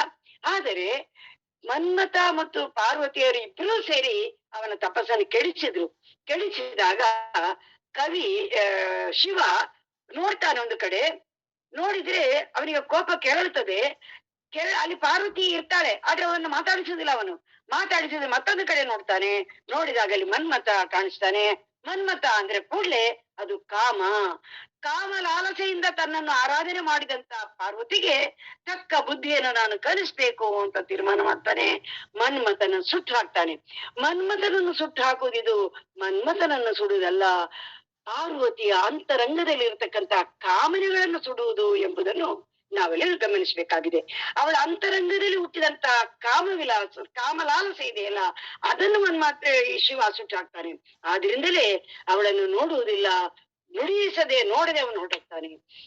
ಅದಕ್ಕೆ ಅವನಿಗೆ ಕೋಪ ಬಂದದ್ದನ್ನು ಅವನು ಮನ್ಮಥನಿಗೆ ಹೇಗೆ ತೀರಿಸ್ತಾನೆ ಅಂತ ಹೇಳುವುದನ್ನು ಬಹಳ ಅದ್ಭುತವಾದ ರೀತಿಯಲ್ಲಿ ಕವಿ ವರ್ಣಿಸ್ತಾನೆ. ನಮ್ಮ ಕನ್ನಡ ಸಾಹಿತ್ಯದಲ್ಲಿ ಅತ್ಯಂತ ವಿರಳವಾದ ಉತ್ತಮವಾದ ಭಾಗಗಳಲ್ಲಿ, ಸಾಹಿತ್ಯದ ಭಾಗಗಳಲ್ಲಿ ಹರಿಯರ ಮನ್ಮಥ ದಹನದ ಭಾಗವನ್ನು ನಾವು ಉಲ್ಲೇಖಿಸ್ತೇವೆ. ನೋಡಿ, ಆ ಬೆಂಕಿ ಹಣೆಗಳನ್ನು ತೆರೀತಾನೆ ಅವನು. ಆ ಬೆಂಕಿ ಬರ್ತದೆ, ಹೊಗೆದುದು ಮಲ್ಲ ನಿಧಾನಕ್ಕೆ ಹಣೆಯಿಂದ ಹೊಗೆ ಬರ್ತದೆ. ಹೊಗೆದುದು ಹೊತ್ತಿದತ್ತು ಕಿಡಿ ಇಟ್ಟುದು ನಾಲ್ದೆಸೆ ದೋರಿದತ್ತು, 4 ದಿಕ್ಕುಗಳಿಗೂ ಅದು ಹರಡ್ತದೆ. ಬಾನ್ಗೊಗೆದುದು ತಕ್ಷಣ ಅದು ಆಕಾಶಕ್ಕೆ ನೆಗೆಯುತ್ತದೆ. ನಿಂದು ಬೆಳೆದು ಪರತುತ್ತ ಅತ್ಯಂತ ಅಜಲ್ಯಮಾನವಾದ ಬೆಳಕನ್ನು ಹರಡುತ್ತದೆ. ಅದು ಢಮ್ ದಗಿಲ್ ದಗಿಲ್ ದಗಿಲ್ 3 ಸಲ ಹೇಳ್ತಾನೆ ಒಂದು ದಗಿಲ್ ದಗಿಲ್ ದಗಿಲ್. ಏನುತ್ತಾ ತಟ್ಟಿದುದು ಮುಟ್ಟಿತು ಸುಟ್ಟಿತು ತಿಂದು ತೇಗಿತ್ತು ಅಗಿಯದೆ ನಿಂದ ಪೂಗಣೆಯ ನಮ್ ಪಣೆಗಣ್ಣುರಿ ಹಂಪೆಯಾಳುದನ ಅಂತ. ಅಂದ್ರೆ ಕಾಮನ ನಾಶ ಅಂದ್ರೆ ಇವಳಲ್ಲಿರುತ್ತೆ, ಅದು ಸರ್ವನಾಶ ಆಗ್ಬೇಕು, ಕಾಮನೆಗಳು ಸರ್ವನಾಶ ಆಗ್ಬೇಕು. ಅದರಿಂದ ಮನ್ಮಥನ ಸಂಪೂರ್ಣವಾದ ದಹನ ಅಂದ್ರೆ ಪಾರ್ವತಿಯ ಒಳಗಿರತಕ್ಕಂತ ಸಂಪೂರ್ಣವಾದ ಕಾಮನೆಯ ದಹನ. ಅದಾದ ಮೇಲೆ ರತಿ ಬರ್ತಾಳೆ ನೋಡಿ. ರತಿ ಸಾಯುವುದಿಲ್ಲ, ರತಿ ಪ್ರಜ್ಞೆ ತಪ್ತಾಳೆ, ಪ್ರಜ್ಞೆ ತಪ್ಪಿ ಬೀಳ್ತಾಳೆ. ಅಂದ್ರೆ ಆ ಪ್ರಜ್ಞೆ ತಪ್ಪಿದ ರತಿಯನ್ನು ಎಚ್ಚರಿಸ್ತಾಳೆ. ಅಂದ್ರೆ ಒಂದು ಕ್ಷಣ ಪಾರ್ವತಿಗೆ ಆಘಾತ ಆಗ್ತದೆ. ಯಾಕೆ ಈಶ್ವರ ನನ್ನನ್ನು ಬಿಟ್ಬಿಟ್ಟ? ನಾನು ಬರುವ ತನಕ ಅವನು ಕಾಯ್ತಾ ಇದ್ದವನು, ನಾನು ಅವನು ಕಣ್ತೆರೆದ ಮೇಲೆ ನನ್ನ ನೋಡ್ಬೇಕಿತ್ತಲ್ಲ, ಒಪ್ಪಿಕೊಳ್ಬೇಕಿತ್ತಲ್ಲ, ಯಾಕೆ ಬಿಟ್ಟು ಹೋದ? ಏನು ಕಾರಣ ಅಂತ ಅವಳು ಯೋಚನೆ ಮಾಡ್ತಾಳೆ. ಆಗ ಅವಳಿಗೆ ಕಾಣ್ತಾಳೆ ರತಿ. ಯಾಕಂದ್ರೆ ರತಿ ಎಂಬುದು ಅವಳ ಒಳಗಿರತಕ್ಕಂತ ಪ್ರೇಮ ಭಾವ, ಆ ಪ್ರೀತಿ ಅಲ್ಲಿ ಬರ್ತದೆ, ಒಲುಮೆ ಅಲ್ಲಿ ಬರ್ತದೆ. ಆಗ ಅವಳು ಹೇಳ್ತಾಳೆ, ಹೆದರಬೇಡ ರತಿ, ನಾನಿದ್ದೇನೆ, ನಾನು ಹೇಗಾದ್ರೂ ಮಾಡಿ ಶಿವನನ್ನು ಒಲಿಸಿ ನಿನಗೆ ಕೊಡ್ತೇನೆ. ಅಂದ್ರೆ ಅದು ತನಗೆ ತಾನು ಮಾಡುವಂತ ಸಾಂತ್ವನ, ಅವಳನ್ನೇ ಸಂತೈಸುವುದು. ಹೆದರಬೇಡ ಪಾರ್ವತಿ, ನೀನು ನಿನ್ನ ಮನಸ್ಸಿನಲ್ಲಿರುವಂತ ಕಾಣಿಕೆಯನ್ನು ಅವನು ಕಳೆದ. ಈಗ ನೀನು ಸಾತ್ವಿಕವಾದ ತೇಜಸ್ಸಿನಿಂದ, ಸಾತ್ವಿಕವಾದ ಶಕ್ತಿಯಿಂದ ನೀನು ಶಿವನನ್ನು ಸೇರು ಅಂತ ಹೇಳುವಂತದ್ದನ್ನು ಇಲ್ಲಿ ನಾವು ಅಲ್ಲಿ ಬರುವಂತದ್ದು ಎಲ್ಲಿ ಅಂತಂದ್ರೆ ಅಕ್ಕ ಮಹಾದೇವಿಯ ಕಥೆಯಲ್ಲಿ ಇದು ಬರ್ತದೆ. ಅಕ್ಕ ಮಹಾದೇವಿಯ ಚಾಮರಸನ ಪ್ರಭುಲಿಂಗ ಲೀಲೆಯಲ್ಲಿ ನಾನು ಮೊನ್ನೆ ಅದರ ಪ್ರಸ್ತಾಪ ಮಾಡಿದ್ದೆ. ಚಾಮರಸನ ಪ್ರಭುಲಿಂಗ ಲೀಲೆಯಲ್ಲಿ ಮಾಯಾದೇವಿ ದೇವದಾನವ ಮಾನವರುಗಳ ದಾವಣಿಯ ದನವಾಗಿ ಕಟ್ಟುವ ಮಾಯೆ ಭಾವೆ ಅಂತೇಳಿ ಕವಿ ವರ್ಣಿಸ್ತಾನೆ. ಅದೇ ಮಾಯೆ ಪಾರ್ವತಿಯ ಅಂಶ ಅವಳು, ಆದ್ರಿಂದ ಸಾತ್ವಿಕ ಅಲ್ಲ, ತಾಮಸ. ಮತ್ತೆ ಅವಳು ಮಹಾದೇವಿಯಾಗಿ ಹುಟ್ಟಿದಾಗ ಆಗ ಅಲ್ಲಿ ಅಲ್ಲಮ ಒಲಿಯುವಂಥದ್ದು. ಅಲ್ಲಿ ಅಕ್ಕ ಮಹಾದೇವಿ ಅದು ಪಾರ್ವತಿಯ ಸಾತ್ವಿಕ ಅಂಶ ಅಂತ ಹೇಳುವಂಥದ್ದು. ಹಾಗೆ ಮನಸ್ಸಿನೊಳಗಿರುವ ಕಾಮನೆಯನ್ನು ಅವಳು ಸುಟ್ಟು ಹಾಕಿ ತನ್ನಲ್ಲಿರ್ತಕ್ಕಂತ ಪ್ರೀತಿಯನ್ನು, ಒಲವನ್ನು ಅವಳ ಮೇಲೆ ತರ್ತಾಳೆ ಎನ್ನುವಂಥದ್ದು. ಹಾಗಿದ್ರೆ ಈಗ ಅವಳ ಕಾಮವನ್ನು ಯಾಕೆ ಅವಳು ತಂದ್ಲು? ಅದನ್ನು ಕಾಮ ಅಂತ ಹೇಗೆ ಶಿವ ಭಾವಿಸಿದ ಅಂತಂದ್ರೆ ಅಲ್ಲಿ ಒಂದು ಮಾತನ್ನು ಕವಿ ಹೇಳ್ತಾನೆ. ಯಾಕೆ ಅವನು ಆತರ ಮಾಡಿದ ಅಂತಂದ್ರೆ ಅವಳು ಸ್ವಲ್ಪ ಆತುರ ಪಟ್ಲು. ತನ್ನಂತಾನ ಪೂಜೆ ಮಾಡ್ತಾ ಮಾಡ್ತಾ ಮಾಡ್ತಾ ತಾನಾಗಿ ತಾನು ಶಿವನು ಕಣ್ದೆರೆಯುವುದನ್ನು ನೋಡ್ಬೇಕಾಗಿತ್ತು. ಆದ್ರೆ ಅವಳೇನು ಮಾಡಿದ್ಲು ಅಂತಂದ್ರೆ ಮನ್ಮಥನ ಸಹಾಯವನ್ನು ತೆಗೆದಳು, ಕಾಮದ ಸಹಾಯವನ್ನು ಪಡೆದಳು. ಆ ಕಾಮದ ಸಹಾಯವನ್ನು ಪಡೆದದ್ರಿಂದಲೇ ಅವಳನ್ನು ಈಶ್ವರ ಒಪ್ಪಲಿಲ್ಲ. ಕವಿ ಹೇಳ್ತಾನೆ, ಬೆಳದಿಂಗಳು ತಾನಾಗಿ ಅರಳುವವರೆಗೂ ಕಾಯದೆ ಆತರ ಪಟ್ಟು ಚಕೋರಿ ಅದನ್ನು ಕುಡಿಯುವುದಕ್ಕೆ ಆಸೆ ಪಟ್ಟ ಹಾಗೆ, ಹೂವು ಅರಳುವ ಮುನ್ನವೇ ಅದರಿಂದ ಮಧುವನ್ನು ಹೀರುವುದಕ್ಕೆ ಆಸೆ ಪಟ್ಟ ಹಾಗೆ, ಹೂವು ತಾನಾಗಿ ಅರಳಬೇಕು, ಅದನ್ನು ಬಲವಂತವಾಗಿ ಬಿಡಿಸುವುದಲ್ಲ. ಹಾಗೆ ಯಾವಾಗ ಪಾರ್ವತಿ ಬಲವಂತವಾಗಿ ಶಿವನ ತಪಸ್ಸನ್ನು ಬಿಡಿಸುವುದಕ್ಕೆ ನೋಡಿದಳು, ಆದ್ರಿಂದಲೇ ಅವಳನ್ನು ಈಶ್ವರ ಒಲಿಯಲಿಲ್ಲ. ಅದರಿಂದ ಅವನು ಅವಳನ್ನು ತಿರಸ್ಕರಿಸಿದ ಅಂತ ಹೇಳುವಂಥದ್ದು. ಆದ್ರೆ ಮುಂದೆ ಅವಳು ತನ್ನ ತಪಸ್ಸಿನಿಂದ ಅವನನ್ನು ಗೆದ್ದಾಗ ಅವನಾಗಿ ಬರ್ತಾನೆ. ಕೋಟಿ ಕುಸುಮಾವಿದರು ತನ್ನ ದೇಹದಲ್ಲಿ ಹುಟ್ಟಿದಂತೆ ಅತ್ಯಂತ ಲಾವಣ್ಯವತಿಯಾದಂತಹ ಪಾರ್ವತಿಯನ್ನು ತಿರಸ್ಕರಿಸಿದಂತ ಪರಮೇಶ್ವರ ಆ ಬಿಸಿಲಿನಲ್ಲಿ, ಮಳೆಯಲ್ಲಿ, ಚಳಿಯಲ್ಲಿ, ಊಟ ಇಲ್ಲದೆ ಬರೀ ಎಲೆ ತಿಂದು ಮತ್ತೆ ಎಲೆಯೂ ಇಲ್ಲದೆ ಅಪರ್ಣಾಗಿ ಬರೀ ಪರ್ಣವನ್ನು ತಿಂತಾ ಇದ್ದಾಗ ಪರ್ಣ ಮತ್ತೆ ಅಪರ್ಣ ಎಲೆಯನ್ನು ತಿನ್ನದೆ ಅತ್ಯಂತ ಶರೀರವನ್ನೆಲ್ಲ ಕಳ್ಕೊಂಡವು. ಕಾಳಿದಾಸ ಹೇಳ್ತಾನೆ, ಶರೀರ ಮಾಧ್ಯಮ ಕಲು ಧರ್ಮ ಸಾಧನಂ. ಶರೀರವನ್ನು ಕಾಪಾಡಬೇಕು, ನೀನು ಶರೀರವನ್ನೇ ಧಿಕ್ಕರಿಸಿದೆಯಲ್ಲ ಅಂತ. ಅಂದ್ರೆ ಅವಳು ಒಂದೇ ಒಂದು ಅವಳಿಗಿದ್ದದ್ದು ಈಶ್ವರನನ್ನು ಸೇರ್ಬೇಕು ಎಂಬುದು. ಅದನ್ನು ಹರಿಹರ ಕೂಡ ಇಲ್ಲಿ ಹೇಳ್ತಾನೆ. ಹಾಗಾಗಿ ಆ ರೀತಿಯಲ್ಲಿರುವಂತ ಪಾರ್ವತಿ ನೋಡಿದಾಗ ಅವನಿಗೆ ತಡ್ಕೊಳ್ಳೋದಕ್ಕೆ ಆಗುದಿಲ್ವಂತೆ. ಕವಿ ಹೇಳ್ತಾನೆ, ಅವಳನ್ನು ಸೇರುವುದಕ್ಕೆ ಅವನಿಗೆ ಎಷ್ಟು ಆತರ ಆಯ್ತು ಅಂತಂದ್ರೆ ಆ ಚಡಪಡಿಕೆಯನ್ನು ಬಹಳ ಸುಂದರವಾಗಿ ಕವಿ ವರ್ಣಿಸ್ತಾನೆ. ಹಾಗೆ ಅವನು ಅವನು ಹೇಳ್ತಾನೆ ನೋಡಿ, ಅವನು ಬಂದದನ್ನು ಗಿರಿರಾಜ ತನೂದೆ ಇರ್ದ ನಿರುಪಮಾನ ತಪಪ್ರಭಾವಂ ವಿರೂಪಾಕ್ಷನ ಕರ್ಣಂಗಳೊಳ್ ಬೆರೆಸಿ ಬೆಳೆ ಪುರಹರ ನೆಳ್ಚತ್ತು ಕೆಚ್ಚು ಗಟ್ಟಿದ ಧೈರ್ಯಮನ್ ಒಡೆದು ಮೂಡಿ ಪಿರಿದೆಳೆವ ಕಾರುಣ್ಯಕ್ಕೆ ಪಕ್ಕಾಗಿ ಪನ್ನಗ ಭೂಷಣನ್ ಇನ್ನಿರಲ್ಬಾರದೆಂದು ತನ್ನೊಳ ಬಗೆದು ಗಿರಿಜೆಯ ಮನಮನ್ ವರೆದು ನೋಡುವ ಬಂದ ಅಂತ ಮತ್ತೆ ಪರೀಕ್ಷೆ ಮಾಡುವಂಥದ್ದು, ಆ ಪರೀಕ್ಷೆ ಅವಳನ್ನು ಮೆಚ್ಚುವಂಥದ್ದು, ಇದೆಲ್ಲ ನಡೀತದೆ. ಹೀಗೆ ಆಗ ರತಿ ಬರ್ತಾಳೆ ನೋಡಿ. ಅಲ್ಲಿ ಬರುವಂತದ್ದು ರತಿ. ಕಾಳಿದಾಸನ ಕುಮಾರ ಸಂಭವದಲ್ಲಿ ಮನ್ಮಥ ದಹನ ಆದಾಗ ರತಿ ಬಂದು ತನಗೆ ತಾನು ಸಾಯ್ತೇನೆ ಅಂತ ಆತ್ಮಹತ್ಯೆ ಮಾಡ್ಲಿಕ್ಕೆ ಹೋಗ್ತಾಳೆ. ಆಗ ಅಶರೀರವಾಣಿ ಅವಳನ್ನು ಧೈರ್ಯ ಹೇಳಿ ಸಾಯದಂತೆ ಮಾಡುವಂಥದ್ದು. ಇಲ್ಲಿ ನೋಡಿ ಹರಿಹರನ ಬದಲಾವಣೆ ನಾವು ನೋಡಿ. ಅಲ್ಲಿ ಕಾಮನವನ್ನು ನಾಶ ಮಾಡಿದಾಗ ರತಿಗೆ ಧೈರ್ಯ ಹೇಳುವುದು ಪಾರ್ವತಿ. ಅವಳು ತನಗೆ ತಾನೇ ಸಂತೈಸುವಂಥದ್ದು. ಈಗ ಈಶ್ವರ ಒಲಿದಿದ್ದಾನೆ, ನಗ್ತಾನೆ. ನಕ್ಕು ಅವಳನ್ನು ಕೈ ಹಿಡಿದು ಬಾ ಹೋಗೋಣ ಅಂತ ಹೇಳ್ತಾನೆ. ಅಂದ್ರೆ ಸಂಪೂರ್ಣವಾಗಿ ಅವಳಿಗೆ ಅವನು ವಶನಾದ, ಪ್ರೀತಿಯನ್ನು ತೋರಿಸಿದ, ಅವಳ ಪ್ರೇಮಕ್ಕೆ ಅವನು ಸಂಪೂರ್ಣವಾಗಿ ತನ್ನನ್ನು ಅರ್ಪಿಸಿದ ಎಂಬುದೊಳಗೆ ಗೊತ್ತಾದಾಗ ಅವಳು ಆಗ ಆ ಇಬ್ಬರೊಳಗಿನ ಪ್ರೇಮಾನುರಾಗ ಬಂದಾಗ ರತಿ ಆಗಮನ ಅಂತ ಹೇಳುದು ಎಷ್ಟು ಚೆನ್ನಾಗಿ ಕಲ್ಪನೆ ಮಾಡ್ತಾಳೆ ನೋಡಿ. ಆಗಲೇ ರತಿ ಬರ್ತಾಳೆ. ರತಿ ಬಂದಾಗ ಪಾರ್ವತಿ ಹೇಳ್ತಾಳೆ, ಅವಳಿಗೆ ನಾನು ಮಾತು ಕೊಟ್ಟಿದ್ದೇನೆ, ನನ್ನ ಮಾತನ್ನು ನೀವು ಈಡೇರಿಸ್ಬೇಕು ಅಂತ. ಯಾರಿಗೆ ಮಾತು ಕೊಟ್ಟದ್ದು? ತನಗೆ ತಾನು ಮಾತು ಕೊಟ್ಟದ್ದು. ನೋಡಿ ಎಷ್ಟು ಚೆನ್ನಾಗಿದೆ ಅಂತ. ಅವಳು ಹೇಳ್ತಾಳೆ, ನಾನು ಅವಳಿಗೆ ಮಾತು ಕೊಟ್ಟಿದ್ದೇನೆ, ನಿನ್ನ ಗಂಡನನ್ನು ನಾನು ತರಿಸಿ ಕೊಡ್ತೇನೆ ಅಂತ. ಈಗ ಆ ಮಾತನ್ನು ಈಡೇರಿಸು ಅಂತ ಹೇಳಿದಾಗ ಈಶ್ವರ ಪಾರ್ವತಿಯನ್ನು ನೋಡಿ ನಗ್ತಾನಂತೆ. ನಗುವುದರ ಒಳಾರ್ಥವನ್ನು ನಾವು ಅರ್ಥ ಮಾಡ್ಕೊಳ್ಬೇಕು. ನಿನಗೆ ನೀನೇ ಕೊಡುವಂತ ನ್ಯಾಯ ಇದು ಅಂತ. ಹಾಗೆ ತನಗೂ ಅದು ಬೇಕಾಗಿತ್ತು ಅಂತ ಈಶ್ವರ ನಸು ನಗುತ್ತಾ ಅವಳ ಇಷ್ಟಾರ್ಥವನ್ನು ಈಡೇರಿಸಿ ರತಿಗೆ ಪತಿಭಿಕ್ಷೆಯನ್ನು ಕೊಡುವಂಥದ್ದನ್ನು ನಾವಿಲ್ಲಿ ನೋಡ್ತೇವೆ. ಹೀಗೆ ಅಷ್ಟು ಆ ದಾಂಪತ್ಯದ ತತ್ವ ಮತ್ತು ಪತಿ ಪತ್ನಿಯರಲ್ಲಿರ್ತಕ್ಕಂಥ ಅವಿನಾಭಾವ ಸಂಬಂಧದ ಬಗೆಗಿನ ಒಂದು ಸುಂದರವಾದಂತ ಚಿತ್ರಣವನ್ನು, ಅನೇಕ ಲೋಪದೋಷಗಳು ಅಥವಾ ಸಮಸ್ಯೆಗಳು, ಗೊಂದಲಗಳು ಇದೆಲ್ಲ ಇರಬಹುದು, ಆದ್ರೆ ಅದೆಲ್ಲದರ ಮಧ್ಯದಲ್ಲಿ ಆ ಕವಿಯ ಕಾವ್ಯ ಮೂಲಕ್ಕಿಂತ ವಿಶೇಷವಾದ ದರ್ಶನ ತತ್ವದಿಂದ ಇದು ಅತ್ಯಂತ ಪ್ರಮುಖವಾಗಿದೆ ಅಂತ ಹೇಳುವುದನ್ನು ನಾವು ಗಮನಿಸ್ಬೇಕು. ಹಾಗೆ ಒಟ್ಟಿನಲ್ಲಿ ಕಾವ್ಯದ ಶೀರ್ಷಿಕೆ ಅಂದ್ರೆ ಗಿರಿಜಾ ಕಲ್ಯಾಣ ನೋಡಿ. ಹರಿಹರನಿಗಿಂತ ಮೊದಲು ಯಾರು ಬರೀಲಿಲ್ಲ, ಮತ್ತು ರಗಳಿಗಳಲ್ಲೂ ಅಷ್ಟೇ ಹರಿಹರನೇ ಸ್ತ್ರೀ ಪಾತ್ರಕ್ಕೆ ಪ್ರಾಧಾನ್ಯತೆಯನ್ನು ಕೊಟ್ಟು ಇದು ರಗಳೆಯನ್ನು ಬರೆದಿದ್ದಾನೆ ಅವನು. ಎಷ್ಟೋ ಮಹಿಳೆಯರ ವಚನಗಾರ್ತಿಯರ ರಗಳೆಯನ್ನು ಬರೆದಿದ್ದಾನೆ ಅವನು. ಹಾಗಾಗಿ ಆ ಮೇನಾದೇವಿ ಹೆಣ್ಣು ಮಗಳೇ ಬೇಕು ಅಂತೇಳಿ ಪ್ರಾರ್ಥನೆ ಮಾಡುವಂಥದ್ದು ನಮ್ಮ ರಗಳೆಯಲ್ಲೂ ಬರ್ತದೆ, ಹರಿಹರನ ರಗಳೆಯಲ್ಲೇ ಬರ್ತದೆ. ಹೆಣ್ಣು ಮಗ ಬೇಕು ಅಂತ ಮಾನಕಂಜ ಅಂತ ಹೇಳುವಂತ ಶರಣನ ಕಥೆಯಲ್ಲಿ ಅವಳು ಗಂಡು ಮಗು ಬೇಕು ಅಂತ ಹೆಂಡತಿ ಹೇಳಿದ್ರೆ ಅವನು ಹೆಣ್ಣು ಮಗೇ ಬೇಕು ಅಂತ ಪ್ರಾರ್ಥನೆ ಮಾಡ್ತಾನೆ. ಹಾಗೆ ಆ ರೀತಿಯಲ್ಲಿ ಆ ಹೆಣ್ಣು ಮಗುವಿಗೆ ತೋರುವಂತಹ ಸ್ಥಾನ ಮತ್ತು ತಾಯಿಯರು ಮಗಳನ್ನು ಬೆಳೆಸುವಂತ ರೀತಿ, ಮತ್ತೆ ಅವಳನ್ನ ಮಗಳ ಅಭಿಲಾಷೆಯನ್ನು ಈಡೇರಿಸುವಂತ ಒಂದು ಚಿತ್ರ, ಶಿವನ ಆರಾಧನೆಯಲ್ಲಿ ಗಿರಿಜೆಗೆ ನೀಡಿದ ಪ್ರಾಧಾನ್ಯ, ಸ್ವಾತಂತ್ರ್ಯ, ಭಗ್ನಮನಮಲ್ಲದೆ ಮನ್ಮಥನಿಗೆ ಗಿರಿಜೆ ತುಂಬುವ ಆತ್ಮವಿಶ್ವಾಸ, ರಕ್ಷಣೆ, ಶಿವನನ್ನು ತಾನಿದ್ದಲ್ಲಿಗೆ ಕರೆಸುವನೆಂಬ ಅವಳ ಛಲ, ರತಿಗೆ ನೀಡುವ ಸಾಂತ್ವನ, ವಾದಕ್ಕಿಳಿದ ವಟುವನ್ನು ಧಿಕ್ಕರಿಸಿ ಅವಮಾನಿಸುವಂತಹ ಧೈರ್ಯ, ವಿವಾಹದ ವಿಚಾರದಲ್ಲಿ ತೋರುವ ನಿರ್ಧಾರ, ಬೇಕಾದುದನ್ನು ನ್ಯಾಯಪೂರ್ಣವಾಗಿ ಗಳಿಸುವ ಛಾತಿ, ಇವೆಲ್ಲ ಮಹಿಳಾಪರ ಚಿಂತನೆ. ಆದರೆ ನಾರದನ ಮಾತುಗಳು, ಶಿವಪೂಜೆಯಲ್ಲಿ ಪಾರ್ವತಿ ತೋರುವಂತ ಸಲಿಗೆ, ಶಿವ ಪಾರ್ವತಿಯರನ್ನ ವೇದ ಪ್ರತಿಪತ್ತೆಗಳನ್ನು ವರ್ಣಿಸುವ ಮಾತುಗಳು, ಸಮರ್ಥಿಸುವ ವಿಚಾರಗಳು, ಗಿರಿಜೆಗೋಸ್ಕರ ಶಿವನ ತಪಸ್ಸು, ಶಿವನಿಗೋಸ್ಕರ ಗಿರಿಜೆಯ ತಪಸ್ಸು ಇತ್ಯಾದಿ ಸತಿ ಪತಿಯರ ಅವಿನಾಭಾವ ಸಂಬಂಧವನ್ನು ಅವನು ಪ್ರತಿಪಾದನೆ ಮಾಡಿದಂತ ರೀತಿ ಅದು ಒಂದಾದರೆ,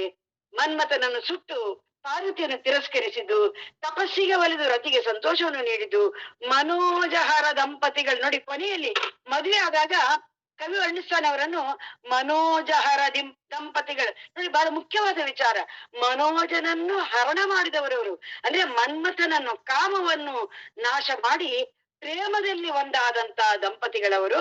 ಹಾಗಾಗಿ ಆ ದಾಂಪತ್ಯದ ಫಲ ಏನಾಗ್ಬೇಕು? ಲೋಕದ ಉದ್ಧಾರ, ಲೋಕಹಿತ. ಆದ್ರಿಂದ ಕುಮಾರನ ಸಂಭವವಾಗಿ ತಾರಕನ ನಾಶವಾಗ್ತದೆ. ಕುಮಾರ ಸಂಭವ, ಕಾಳಿದಾಸನ ಕುಮಾರ ಸಂಭವದಲ್ಲಿ ತಾರಕನ ಜೊತೆಗಿನ ಯುದ್ಧದ ವರ್ಣನೆ ಇಲ್ಲ. ಮದುವೆ ಆಗುವುದರಲ್ಲಿ ಮುಕ್ತಾಯವಾಗ್ತದೆ. ಆದ್ರೆ ಹರಿಹರ ಆಗಲ್ಲ.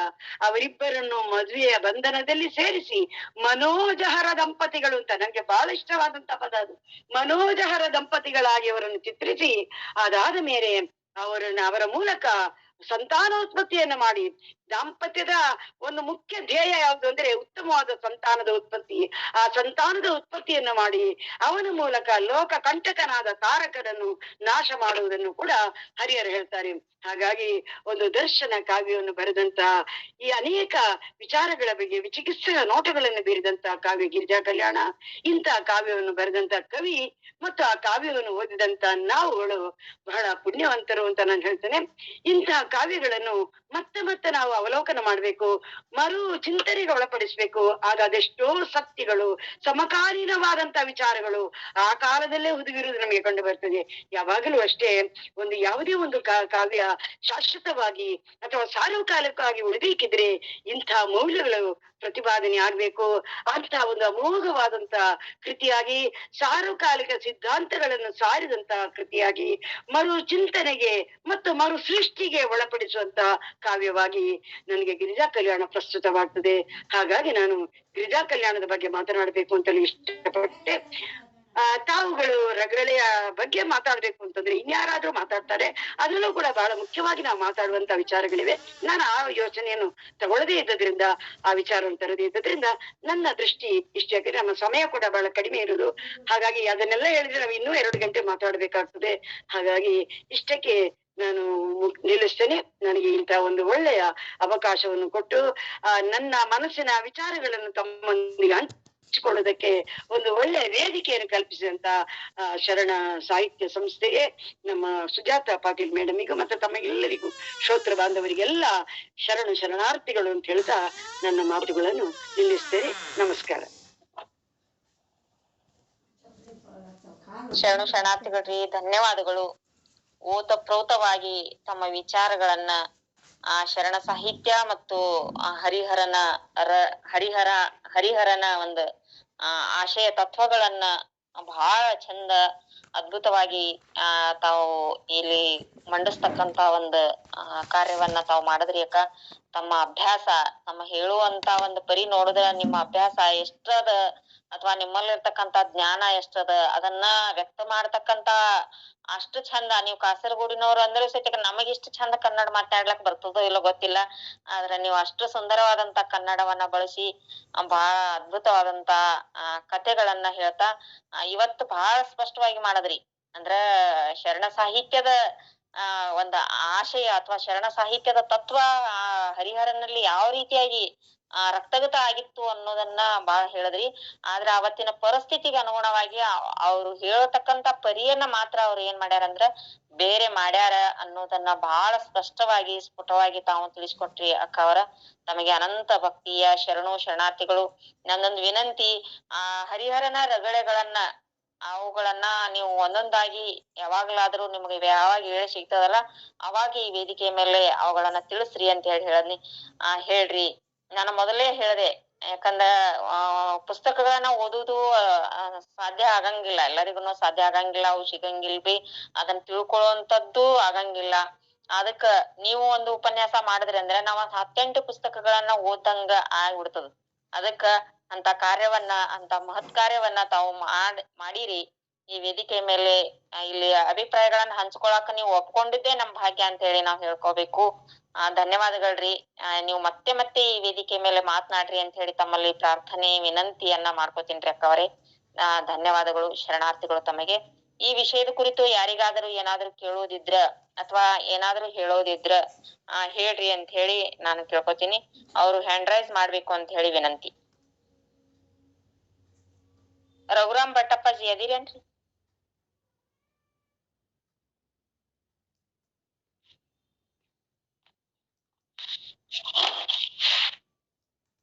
ರಘುರಾಮ್ ಭಟ್ಟಪ್ಪಾಜಿ. ಎಲ್ಲರಿಗೂ ಶರಣಾರ್ಥಿ. ಸದ್ಗುರುವೇ ನಮಃ. ಅಕ್ಕ, ನಾನು ಇವತ್ತು ಸ್ವಲ್ಪ ಆರಾಮಿಲ್ಲ, ಮಾತಾಡಿ ಸ್ವಲ್ಪ ಕಷ್ಟ ಆಗ್ತಾ ಇದೆ. ತಿಗಡಿ ಗುರುಜಿಯವರು ಮತ್ತು ಹಿರಿಯರು ಅನೇಕರಿದ್ದಾರೆ. ಅವರು ಇದನ್ನ ಪ್ರಸ್ತುತಪಡಿಸಬೇಕು, ಅವರ ಅಭಿಪ್ರಾಯಗಳನ್ನ ಮಂಡಿಸಬೇಕು ಅಂತ ನಾನು ವಿನಯಪೂರ್ವಕ ಎಲ್ಲವನ್ನು ವಿನಂತಿಸ್ತೇನೆ. ಧನ್ಯವಾದಗಳ್ರಪ್ಪಾಜಿ. ತಮಗೆ ಬೇಗ ಆರಾಮಾಗ್ಲಿ ಅಂತ ಹೇಳಿ ಬೇಡ್ಕೊಳ್ತೇನೆ. ಈಗ ತಿಗಡಿ ಅಪ್ಪಾಜಿ ಅವರು ಮಾತಾಡ್ರಿ. ಮೊನ್ನೆ ರಘುರಾಮ್ ಭಟ್ ಅಪ್ಪಾಜಿ ಅವ್ರು ಒಂದು ವ್ಯಥೆಯಿಂದ ಅಂದಿದ್ರು. ಅವ್ರು ನನ್ನ ಅಡ್ಡೆ ಹೆಸರ ಭಟ್ ಅಂತ ಹೇಳಿ ಹಂಗಾದ್ರ ನಾ ಮಾತನಾಡಬಾರ್ದನು, ನಾ ವೇದಿಕೆ ಒಳಗೆ ಇರಬಾರ್ದೇನು ಅಂತಕ್ಕಂತ ಒಂದು ವ್ಯಥೆಯ ಮಾತನ್ನ ಅವ್ರು ಹೇಳಿದ್ರು. ಯಾಕಂದ್ರ ಬಹಳಷ್ಟು ಗೊಂದಲದ ಪ್ರಶ್ನೆಗಳನ್ನ ಇಲ್ಲಿ ಮೂಡ್ ಕೂಡ್ಲೆ ಅವ್ರು ಅನ್ಕೊಂಡಿದ್ರು. ಇವತ್ತ ಅದನ್ನೆಲ್ಲವನ್ನ ಕ್ಲಿಯರ್ ಮಾಡಿ ನಮ್ಮ ಡಾಕ್ಟರ್ ಪ್ರಮೀಳಾ ಮಾಧವ್ ಅಕ್ಕ ಅವರು ನಮ್ಮೆಲ್ಲರಿಗೆ ಅದನ್ನ ಕ್ಲಿಯರ್ ಕಟ್ ಆಗಿ ಮಾಡಿ ತೋರಿಸಿದ್ರು ಅಂತಕ್ಕಂಥದ್ದು. ನಾವು ಏನೇ ಇರಬಹುದು, ಆದ್ರ ಹೇಳ್ತಕ್ಕಂತ ಭಾಷೆ ಭಿನ್ನ ಇರಬಹುದು, ಹೇಳ್ತಕ್ಕಂತ ಒಂದು ಕಾಲ ಭಿನ್ನ ಇರಬಹುದು, ಹೇಳ್ತಕ್ಕಂತ ಒಂದು ಪರಿಸ್ಥಿತಿ ಭಿನ್ನ ಇರಬಹುದು, ಆದ್ರ ಅಲ್ಲಿ ಆಶಯ ಒಂದೇ ಅನ್ನೋದನ್ನ ಅವ್ರು ಬಹಳ ಸುಂದರವಾಗಿ ಕಟ್ಕೊಂಡ್ರು.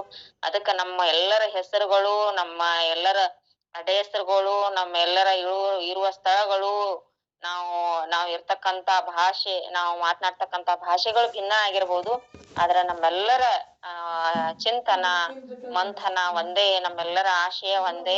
ಯಾವುದು ಅಂದ್ರ ಶರಣ ತತ್ವ ಚಿಂತನ. ಅದನ್ನ ಪ್ರಸಾರ ಮಾಡುವುದು.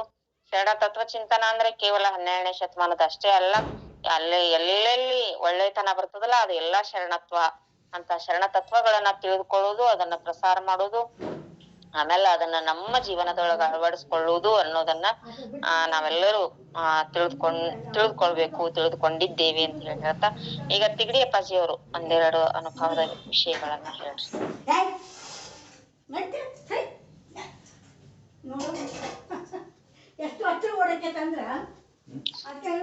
ಶರಣಾರ್ಥಿ. ಈಗ ಉಳ್ದವ್ರೆಲ್ಲರೂ ಮಾತಾಡ್ಲಿ. ಕೊಟ್ಟಿಗೆ ಅಪ್ಪಾರ ಮಾತಾಡ್ರಿ. ಎಲ್ಲರಿಗೂ ಶರಣಾರ್ಥಿ. ವಿಶೇಷವಾಗಿ ಡಾಕ್ಟರ್ ಪ್ರಮೀಳಾ ಮಾಧವ್ ಅಕ್ಕವರು ಇವತ್ತ ಗಿರಿಜಾ ಕಲ್ಯಾಣ ಬಗ್ಗೆ ಬಹಳ ಅದ್ಭುತವಾಗಿ ಹೇಳಿದ್ರು. ರಾಘವಾಂಕನ ಗಿರಿಜಾ ಕಲ್ಯಾಣ, ಹರಿಹರನ ಗಿರಿಜಾ ಕಲ್ಯಾಣ, ಕಾಳಿದಾಸನ ಕುಮಾರ ಸಂಭವ ಗಿರಿಜಾ ಕಲ್ಯಾಣವನ್ನು ತುಲನಾತ್ಮಕವಾಗಿ ಬಹಳ ಅದ್ಭುತವಾಗಿ ವಿವರಣೆ ಕೊಟ್ರು. ಮತ್ತು ಅದು ಸತ್ಯಪತಿಗಳೊಂದಾದ ಭಕ್ತಿ ಹಿತೋಪು ಶಿವಂಗಿ ಅಂತ ಶರಣ ತತ್ವ ಅನ್ನೋದಲ್ಲ, ಅದನ್ನು ಅವರು ಗಿರಿಜಾ ಕಲ್ಯಾಣದಲ್ಲಿಯೂ ಅದನ್ನು ಪ್ರಸ್ತುತ ಪಡಿಸಿದ್ರು. ಯಾಕಂದ್ರೆ ಶರಣರು ದಾಂಪತ್ಯ ಜೀವನವನ್ನು, ಪ್ರಪಂಚವನ್ನು ಹೇಗೊಳಿಸಲಿಲ್ಲ, ದಾಂಪತ್ಯ ಜೀವನವನ್ನು ಉನ್ನತೀಕರಣಗೊಳಿಸಿದ್ರು. ಅದನ್ನು ಕಾಮನೆಯಿಂದ ಉನ್ನತೀಕರಣಗೊಳಿಸಿದ್ರು ಅನ್ನೋದು, ಇದು ಸಬ್ಲಿಮೇಷನ್ ಗೊಳಿಸಿದ್ರು ಅನ್ನೋದು ವಿಷಯ ಬಹಳ ಅದ್ಭುತವಾಗಿ ಹೇಳಿದ್ರು. ಶಿವಪಾರ್ವತಿ ಈಗ ವಿಚಿತ್ರ ಅಂದ್ರೆ ಯಾವಾಗಲೂ ಹೆಣ್ಮಕ್ಳು ಒಳ್ಳೆ ಗಂಡು ಸಿಗ್ಲಿ ಅಂತ ಹೇಳಿ ತಪಸ್ ಮಾಡ್ತಿರ್ತಾರೆ, ಆದ್ರೆ ಶಿವ ತನ್ನ ಒಳ್ಳೆ ಹೆಂಡತಿ ಸಿಗಲಿ ಅಂತ ತಪಸ್ ಮಾಡ್ತಿರ್ತಾನೆ ಅನ್ನೋ ಒಂದು ವಿಷಯವನ್ನು ಬಹಳ ಅದ್ಭುತವಾಗಿ ಹೇಳಿದ್ರು. ಹಾಗೆ marriage are made in heaven ಅಂತಾರಲ್ಲ, ಆ ರೀತಿಯಾಗಿ ಶಿವ ಪಾರ್ವತಿಯರ ಮ್ಯಾರೇಜ್ ಹೆವನ್ದಲ್ಲಿ ಆಗಿತ್ತು. ಅದಕ್ಕೆ ಒಬ್ಬರಿಗೊಬ್ಬರು ಅವಿನಾಭಾವ ಸಂಬಂಧ ಆಗಿತ್ತು ಅನ್ನೋದನ್ನು ಬಹಳ ಚಂದ ವಿವರವಾಗಿ ಹೇಳಿದ್ರು. ಮತ್ತು ಗಿರಿಜಾ ಕಲ್ಯಾಣ ಅನ್ನೋದು ದರ್ಶನ ಕಾವ್ಯ ಅನ್ನೋದನ್ನು ಬಹಳ ಮನಮುಟ್ಟುವಂತೆ ಹೇಳಿದರು. ಮತ್ತೆ ಅವರು ಮತ್ತೆ ಡಾಕ್ಟರ್ ಪ್ರಮೀಳಾಕ್ ಅವ್ರು ನೋಡಿ, ನಮ್ ಸುಜಾತಕ್ಕ ಹೇಳಿದಾಗೆ ನಮ್ಗೆ ಹಳೆಗನ್ನಡ ಓದೋದು ಬೇಡ ತಿಳಿದೇನೆ ಇಲ್ಲ. ಅಂತ ಪರಿಸ್ಥಿತಿಯಲ್ಲಿ ಹಳೆಗನ್ನಡವನ್ನು ಇಷ್ಟು ಸರಾಗವಾಗಿ ಅರ್ಥಗರ್ಭಿತವಾಗಿ ವಿವರಣೆ ಮಾಡಿ ಹೇಳಿದ್ರು. ಅದು ಬಹಳ ಸಂತೋಷ ವಿಷಯ. ಮತ್ತವರು ಡಾಕ್ಟರ್ ಪ್ರಮೀಳಾಕರ್ ಅದ್ಭುತವಾದ ಏನಂದ್ರೆ ಪ್ರತಿಭಾವಂತರು. ಅವರ ಒಂದು ಕಾದಂಬರಿ ಸರವಾದ ಸನ್ನಿಧಿಯಲ್ಲಿ ಅದು ಬಹಳ ಅದ್ಭುತ, ಎಲ್ಲರೂ ಓದಬೇಕಂತ ಕಾದಂಬರಿ. ಅಲ್ಲಿ ದುರ್ಯೋಧನ ಚಿತ್ರವನ್ನು ಎಳೆಯಾಗಿ ಹಿಂಜೆ ಹೇಳಿದ್ದಾರೆ. ಅದಕ್ಕೆ ಅವರ ಪ್ರಭುತ್ವತೆಗೆ, ಅವರ ಇಂದಿನ ಉಪನ್ಯಾಸಕ್ಕೆ ನಾನು ಅನಂತ ಧನ್ಯವಾದಗಳನ್ನು ಸಲ್ಲಿಸುತ್ತೇನೆ. ತಮ್ಮೆಲ್ಲರೂ ಧನ್ಯವಾದಗಳು.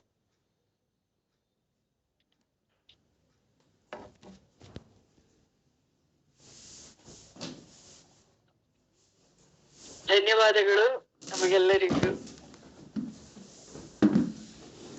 ಧನ್ಯವಾದಗಳ್ರಿ ಅಪ್ಪಾಜಿ. ಈಗ ತಿಗಡಿ ಅಪ್ಪಾಜಿ ಹೇಳಿ ಮಾತಾಡ್ರಿ.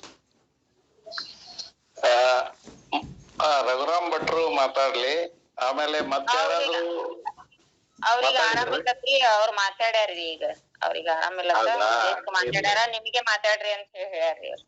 ಇಲ್ಲ ಮತ್ತೆ ಯಾರಾದ್ರೂ ದಯವಿಟ್ಟು ಮಾತಾಡೋರಿದ್ರ ಮಾತಾಡಿ.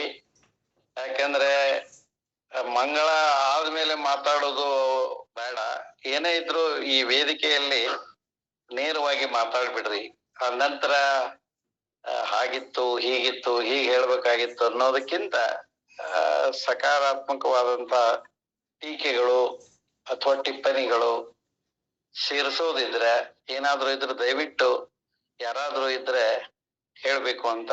ಯಾಕಂದ್ರೆ ಇದು ಮುಕ್ತ ವೇದಿಕೆ ಇರ್ತದ. ಯಾಕಂದ್ರೆ ನಮಗೆ ಆಮೇಲೆ 4, 8, 10 ಜನ ಇದ್ದ ಮೇಲೆ ಅರ್ಧ ಗಂಟೆ 3/4 ಗಂಟೆ ಮಾತಾಗ್ತದೆ. ಅದನ್ನ ಎಲ್ಲರ ಮುಂದನೂ ಪ್ರಸ್ತುತ ಆಗ್ಲಿ ಅನ್ನೋ ಉದ್ದೇಶದಿಂದ ನಾನು ನಿಮ್ಮಲ್ಲಿ ಕೇಳ್ಕೊಳ್ತಾ ಇದ್ದೀನಿ. ದಯವಿಟ್ಟು ಯಾರಿಗಾದ್ರೂ ಇಂದಿನ ಉಪನ್ಯಾಸದ ಬಗ್ಗೆ ಏನಾದ್ರೂ ಕೂಡ ಹೇಳೋದಿದ್ರೆ ಮುಕ್ತವಾಗಿ ತಮ್ಮ ಅಭಿಪ್ರಾಯವನ್ನ, ಸಂದೇಹವನ್ನ ವ್ಯಕ್ತಪಡಿಸಬೇಕು ಅಂತ ಕೇಳ್ಕೊಳ್ತೀನಿ.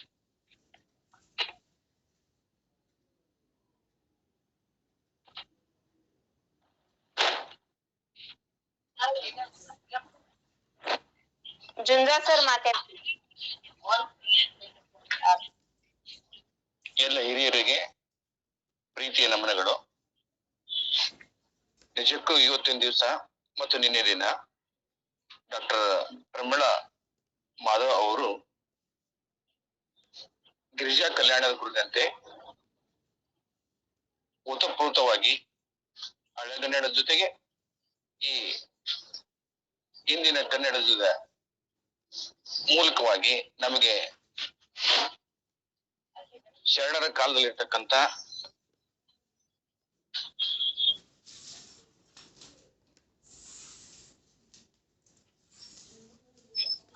ವಿಷಯಗಳ ಬಗ್ಗೆ ಮನಮುಟ್ಟುವಾಗಿ ನಮ್ಗೆ ಶರಣರ ಕಾಲದಲ್ಲಿ ಎಲ್ಲ ಶರಣರು ಎಲ್ಲರಿಗೂ ಮುಕ್ತ ಅವಕಾಶ ನೀಡಿದ್ರು. ಅಲ್ಲಿ ಸ್ತ್ರೀ ಬೇರೆ ಅಲ್ಲ, ಪುರುಷ ಬೇರೆ ಅಲ್ಲ, ಎಲ್ಲರೂ ಸರಿ ಸಮಾನರು ಅಂಬತಕ್ಕಂಥ ಅಭಿಪ್ರಾಯ ಅವರು ಆಗಿನ ಕಾಲದಲ್ಲಿ ತಮ್ಮ ವಚನ ಮೂಲಕವಾಗಿ ಹೇಳಿದ್ರು. ಅದೇ ವಿಷಯಗಳನ್ನ ಡಾಕ್ಟರ್ ಪ್ರಮೀಳಾ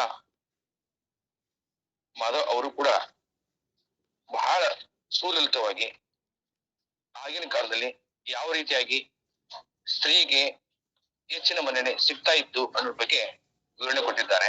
ತುಂಬಾ ಸಂತಸಕರವಾಗಿರ್ತಕ್ಕಂಥ ಸಂಗತಿ.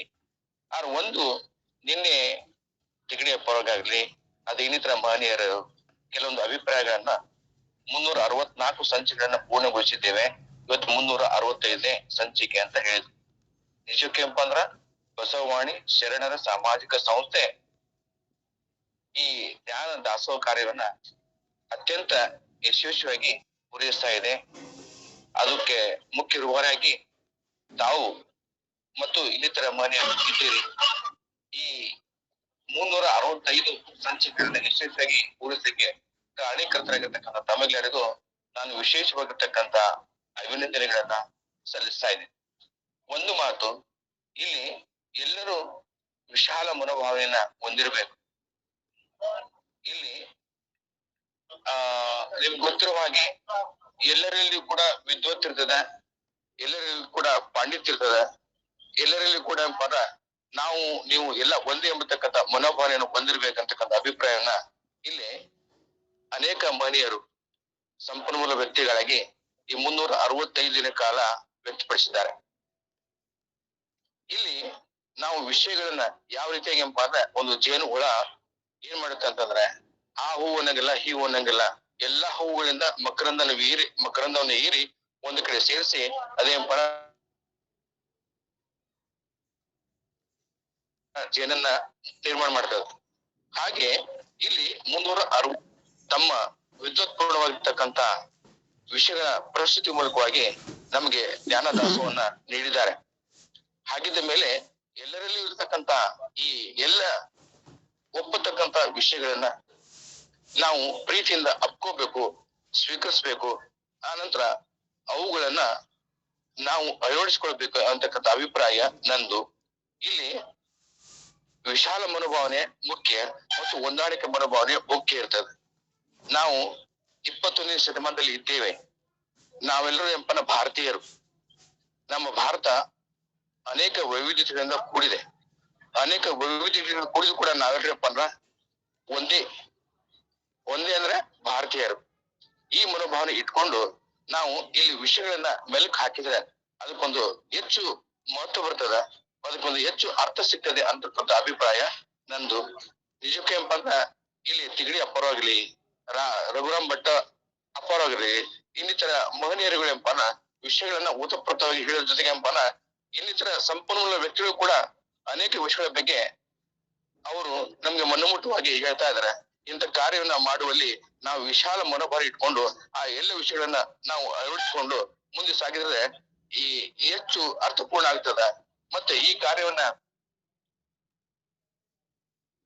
ನಿರ್ವಹಿಸಲಿಕ್ಕೆ ತಂಪುಡಂಪದ ಆ ಭಗವಂತ ಹೆಚ್ಚಿನ ಶಕ್ತಿಯನ್ನ ಕೊಡ್ಲಿ ಎಂಬತಕ್ಕಂತ ಹಾರೈಕೆ ಮಾಡಿ ನನ್ಗೆ 2 ಮಾತುಗಳನ್ನ ಅವಲೋಕ ಮಾಡ ವಿಷಯಗಳನ್ನ ಹೇಳಲಿಕ್ಕೆ ಅವಕಾಶ ಮಾಡಿಕೊಟ್ಟಿದ್ದಕ್ಕಾಗಿ ತಮಗೆಲ್ಲರಿಗೂ ನನ್ನ ವಂದನೆಗಳನ್ನು ಸಲ್ಲಿಸಿ ನನ್ನ ಮಾತುಗಳು ವಿರಾಮ ಮಾಡ್ತೇನೆ. ನಮಸ್ಕಾರಗಳು.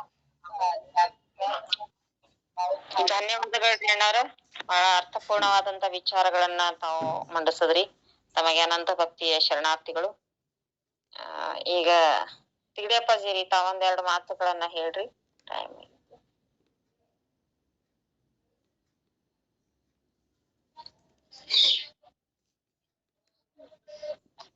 ಎಲ್ಲರಿಗೂ ಶರಣಾರ್ಥಿಗಳು.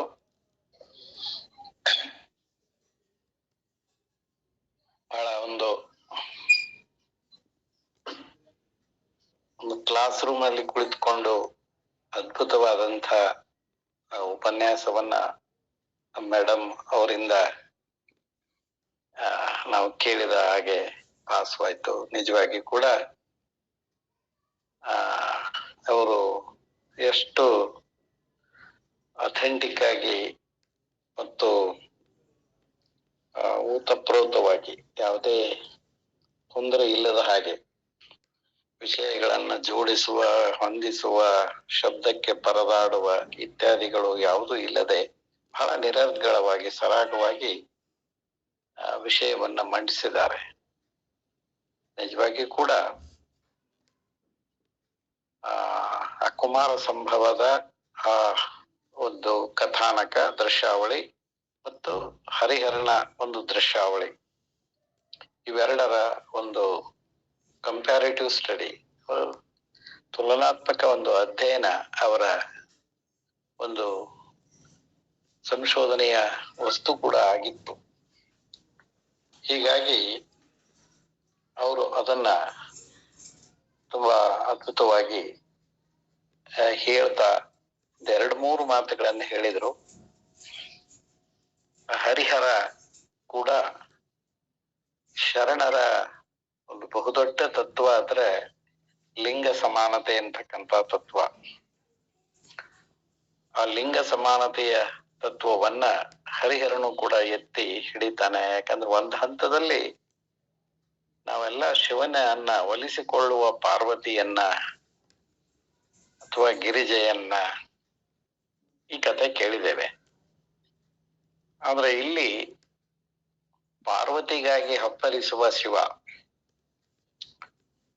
ಅಂದ್ರೆ ಇಲ್ಲಿ ಆ ಸ್ತ್ರೀಯ ಸ್ಥಾನಮಾನ ಒಂದಿಷ್ಟು ಹರಿಹರ ಕವಿ ಎತ್ತರದ ಸ್ಥಾನದಲ್ಲಿಟ್ಟು ನೋಡುವ ಬಗೆಯನ್ನ ಉಪನ್ಯಾಸಕರು ತುಂಬಾ ಚೆನ್ನಾಗಿ ಗುರುತಿಸಿದ್ದಾರೆ ಅಂತ ಅನಿಸ್ತದ. ಬಹುಶಃ ಅವರು ಅಲ್ಲಲ್ಲಿ ಕೆಲವು ಶರಣ ತತ್ವದ ನುಡಿಗಳನ್ನು ಕೂಡ ಆಡಿದ್ದಾರೆ. ಇಲ್ಲಿ ಹರಿಹರ ಶರಣರನ್ನ ಕುರಿತು, ಬಹಳಷ್ಟು ಶರಣರನ್ನ ಕುರಿತು ರಗಳೆಗಳನ್ನ ಕಟ್ಟಿ ಅವರ ಜೀವನ ವೃತ್ತಾಂತವನ್ನು ಕಟ್ಟಿಕೊಟ್ಟಿದ್ದಾನೆ. ಬಹಳ ಹತ್ತಿರ ಇದ್ದವ ಶರಣರಿಗೆ. ಈ ಮಹಾಕಾವ್ಯದಲ್ಲಿ ಕೂಡ ಈ ಕಾವ್ಯ ಹೇಗೆ ಹುಟ್ಟಿತು ಅನ್ನೋದು ಹೇಳಿದ್ದಾರೆ. ಅದನ್ನು ಒಂದ್ ಕಡೆ ಇಟ್ಕೊಂಡು ಮಹಾಕಾವ್ಯದ ವಸ್ತುವಿನಲ್ಲಿಯೂ ಕೂಡ ಈ ಬಸವಾದಿ ಶರಣರ ತತ್ವಗಳು ಅಲ್ಲಲ್ಲಿ ಇರೋದನ್ನ ಅವರು ಗುರುತಿಸಿದ್ದಾರೆ. ಬಹುಶಃ ಅವರು ಇನ್ನೊಮ್ಮೆ ಅದನ್ನ ಮರು ಅಧ್ಯಯನಕ್ಕೆ ಒಳಪಡಿಸಿದ್ದಾರೆ. ಯಾಕಂದ್ರೆ ಅವರ ಅಧ್ಯಯನದ ವಿಷಯ ಬೇರೆ ಇತ್ತು. ಹೀಗಾಗಿ ಅದು ಆ ಸಂಶೋಧನಾ ಪ್ರಬಂಧದಲ್ಲಿ ಆ ರೀತಿ ಬಂತು. ಈಗ ಅವರೇ ಅದನ್ನು ಮರು ಅಧ್ಯಯನಕ್ಕೆ ಒಳಪಡಿಸಿದ್ರೆ ಅದ್ಭುತವಾದ ಶರಣ ತತ್ವಗಳನ್ನ ಅದರಲ್ಲಿ ಹೆಕ್ಕಿ ತೆಗಿಲಿಕ್ಕೆ ಸಾಧ್ಯವಾಗ್ತದೆ ಖಂಡಿತವಾಗಿ ಕೂಡ. ಈಗ ಒಂದು ಹೊಸ ನೋಟವನ್ನ ಅವರು ಅದರ ಮೇಲೆ ಬೀರಿದ್ದಾರೆ. ಅಲ್ಲಲ್ಲಿ ಈಗ ಹೆಕ್ಕಿ ತೆಗೆದಿದ್ದಾರೆ ಕೆಲ ಅಂಶಗಳನ್ನ. ಲಿಂಗಾಂಗ, ಸಾಮರಸ್ಯ ಇತ್ಯಾದಿ ಕೆಲ ಮಾತುಗಳು ಅಲ್ಲಿ ಬಂದಿದ್ದಾವೆ. ಆ ಅರ್ಥದಲ್ಲಿ ನೋಡ್ಬೇಕು ಅನ್ನೋ ಒಂದು ಸೂಚನೆ ಕೊಟ್ಟಿದ್ದಾರೆ. ಇಲ್ಲಿ ಶಿವ ಮತ್ತು ಶಿವೆಯರ ಮಿಲನ ಬಹುಶಃ ಅಲ್ಲಿ ನಮ್ಮ ರಘುರಾಮ್ ಭಟ್ರು ಹಾಕಿದ್ದಾರೆ. ಶರಣಸತಿ ಲಿಂಗಪತಿ ತತ್ವದ ಭಾಸ ಇಲ್ಲಿ ಇದೆ ಅಂತ ನನಗನ್ನಿಸ್ತದ ಅಂತ ಹಾಕಿದ್ದಾರೆ. ಖಂಡಿತವಾಗಿ ಕೂಡ ಹೌದು ಅಂತ ನಾನು ಒಪ್ಕೊಳ್ತೇನೆ. ಭಕ್ತ ಮತ್ತು ಭಗವಂತನ ಈ ನಡುವಿನ ಒಂದು ಸಮರಸವನ್ನ, ಭಕ್ತ ಭಗವಂತನಲ್ಲಿ ಸೇರೋದು, ಭಗವಂತ ಭಕ್ತನಿಗಾಗಿ ಹಾತೊರೆಯುವುದು. ಯಾಕಂದ್ರೆ ಕೆಲವು ಗುರುಗಳು ನಾವು ನೋಡ್ತಾ ಇದ್ದೀವಿ, ಕೆಲವು ಗುರುಗಳು ಯೋಗ್ಯ ಭಕ್ತನಿಗಾಗಿ ನಿನ್ನಗಾಗಿ ಎಷ್ಟು ದಿನ ಕಾಯ್ತಿದ್ದೆ ಬಂದಯ್ಯ ಅಂತ ಕೆಲವರನ್ನ ಅವರು ಕರೆದು ಸ್ವೀಕಾರ ಮಾಡಿ ಭಕ್ತರನ್ನಾಗಿ ಮಾಡ್ಕೊಂಡಿದ್ದನ್ನ ನಾವು ನೋಡಿದ್ದೇವೆ. ಹಾಗೆ ಇಲ್ಲಿ ಕೂಡ ಈ ಸಂಬಂಧವನ್ನ ಇಟ್ಕೊಂಡು ಈ ಹರಿಹರನ ಕಾವ್ಯವನ್ನ ಒಂದು ಮರುಚಿಂತನೆಗೆ ಒಳಪಡಿಸಿದ್ರೆ ಇನ್ನಷ್ಟು ಯಥಾಷ್ಟು ಅಂಶಗಳು ಖಂಡಿತವಾಗಿ, ಯಾಕಂದ್ರೆ ಪ್ರತಿಯೊಂದು ದೃಶ್ಯಾವಳಿ ಘಟನೆಗಳ ಹಿನ್ನೆಲೆಯಲ್ಲಿ ಈ ತತ್ವಗಳನ್ನ ಏನಾದ್ರೂ ಕೂಡ ಒಂದಿಷ್ಟು ಚಿಂತನೆಗೆ ನಾವು ತಗೊಂಡ್ರೆ ಹಲವು ಅಂಶಗಳು ಬರ್ತಾವೆ. ಯಾಕಂದ್ರೆ ಅಪ್ಪಟ ಆತ ಶರಣ ಮಾರ್ಗದಲ್ಲಿ ಇದ್ದ ಕವಿ, ಆತ ಶೈವ ಬ್ರಾಹ್ಮಣನಾದ್ರೂ ಕೂಡ ಆಯ್ಕೆ ಮಾಡಿದ್ದು ಶಿವಶರಣರನ್ನ, ಅದನ್ನು ನಾವು ನೆನ್ಪಿಡ್ಬೇಕಾಗ್ತಾ ಇದೆ. ಹೀಗಾಗಿ ಇಲ್ಲಿ ಖಂಡಿತ ಅದು ಇದೆ. ಇದು ಮಹಾಕಾವ್ಯ ಆಗಿರೋದ್ರಿಂದ ಅದು ಒಂದು ರೀತಿ ಅಂತರ್ಗತವಾಗಿರ್ತಾ ಇದೆ ಅನ್ನೋದು ಕೂಡ ಸ್ಪಷ್ಟ ಅಂತ ನನಗನ್ನಿಸ್ತದ. ಇನ್ನೊಮ್ಮೆ ಅದು ಮರುಚಿಂತನೆಗೆ, ಮರು ಅಧ್ಯಯನಕ್ಕೆ ಒಳಪಟ್ರೆ ಹಲವು ಶರಣ ಧರ್ಮದ ತತ್ವಗಳು ಅಥವಾ ಬಸವಣ್ಣನವರ ಶರಣರ ಕೆಲವು ಸಿದ್ಧಾಂತಗಳು, ಯಾಕಂದ್ರೆ ರಗಳೆಗಳಲ್ಲಿ ಆತ ಏನ್ ಹೇಳಿದಾನೋ ತತ್ವಗಳನ್ನ, ಅವು ಖಂಡಿತವಾಗಿ ಇದರಲ್ಲಿ ಅಂತರ್ಗತ ಆಗಿದಾವೆ ಅಂತ ನನಗನ್ನಿಸ್ತಾ ಇದೆ. ಅದು ಇನ್ನೊಂದ್ಸಲ, ಯಾಕಂದ್ರೆ ಹರಿಹರನ ರಗಳೆಗಳು ಒಂದು ಅಧ್ಯಯನ ಅಂತ ಮಾಡಿದ ಒಂದು PhD ಗ್ರಂಥವನ್ನ ನಾನು ನೋಡಿದ್ದೇನೆ. ಆ ರಗಳೆಗಳಿಗೆ ಸಂಬಂಧಪಟ್ಟ ಹಾಗೆ ಶರಣ ತತ್ವಗಳನ್ನ ಎತ್ತಿ ಹಿಡಿದಂತ ಸಂಶೋಧನೆ ಮಾಡಿದ ಕೃತಿ ಅದನ್ನು ಓದಿದ್ದೇನೆ. ಆದ್ರೆ ಇದು ಒಂದು ಹೊಸ ಕೃತಿ. ಇದು ಈ ಅಧ್ಯಯನಕ್ಕೆ ಒಳಪಡಬೇಕು ಅನ್ನೋದು ನನ್ನ ಅಭಿಪ್ರಾಯ. ನಿನ್ನೆ ಆ ಸ್ನೇಹಿತರು ಸಿಕ್ಕಿದ್ರು, ಅದಕ್ಕೆ ಅವ್ರಿಗೆ ಹೇಳಿದೆ, ನೋಡಪ್ಪ ನೀನು ಇದನ್ನ ಮಾಡಿದಿ, ಇದನ್ನೊಂದು ಮಾಡಿ ನೋಡ್ಬಹುದಲ್ಲ ಅಂತ. ಅದಕ್ಕೆ ಅವರು ನಕ್ಕು ಬಿಟ್ರು. ನಿಜವಾಗಿ ಕೂಡ ಯಾಕಂದ್ರೆ ವಯಸ್ಸು ಕೂಡ ಹೌದು, ಅವರು 70ರ ಅಂಚಿನಲ್ಲಿದ್ದಾರೆ. ಏನೇ ಇರ್ಲಿ, ನಮ್ಮನ್ನ ಒಂದು ಚಿಂತನೆಗೆ ಹಚ್ಚಿರ್ತಕ್ಕಂಥ ಕಾವ್ಯ, ಅದನ್ನ ಪ್ರಸ್ತುತಪಡಿಸಿ ನಮ್ಮೆಲ್ಲರನ್ನ ಒಂದು ರೀತಿ ಮಂತ್ರಮುಗ್ಧರನ್ನಾಗಿ ಅವ್ರು ಮಾಡಿದ್ದಾರೆ. ನಾವೆಲ್ಲ ಅದರತ್ತ ಆಲೋಚನೆ ಮಾಡೋಣ. ಮುಂದೆ ಬಲ್ಲವರು ನಮ್ಮಲ್ಲಿ ಯಾರಾದರೂ ಇದ್ರೆ ಇದನ್ನ ಮರುಚಿಂತನೆಗೆ ಅಳವಡಿಸಿಕೊಂಡು ಏನಾದ್ರೂ ಅದರಲ್ಲಿ ಇದ್ರೆ ಇನ್ನೊಂದ್ಸಲ ಅದು ಮತ್ತೊಮ್ಮೆ ಮೂಡಿ ಬರ್ಲಿ, ಹೊಸ ಚಿಂತನೆಯನ್ನ ಒಳಗೊಂಡಂತ ಗಿರಿಜಾ ಕಲ್ಯಾಣ ಮೂಡಿ ಬರ್ಲಿ ಅಂತ ನಾನು ಆಶಿಸ್ತಾ ಇದ್ದೇನೆ. ಪ್ರಮೀಳಾ ಅಮ್ಮನವರಿಗೆ ಅನಂತ ಧನ್ಯವಾದಗಳು, ಹಾಗೂ ಇಲ್ಲಿ ಇರುವ ಎಲ್ಲ ಶರಣ ಶರಣೆಯರಿಗೆ ಧನ್ಯವಾದಗಳು.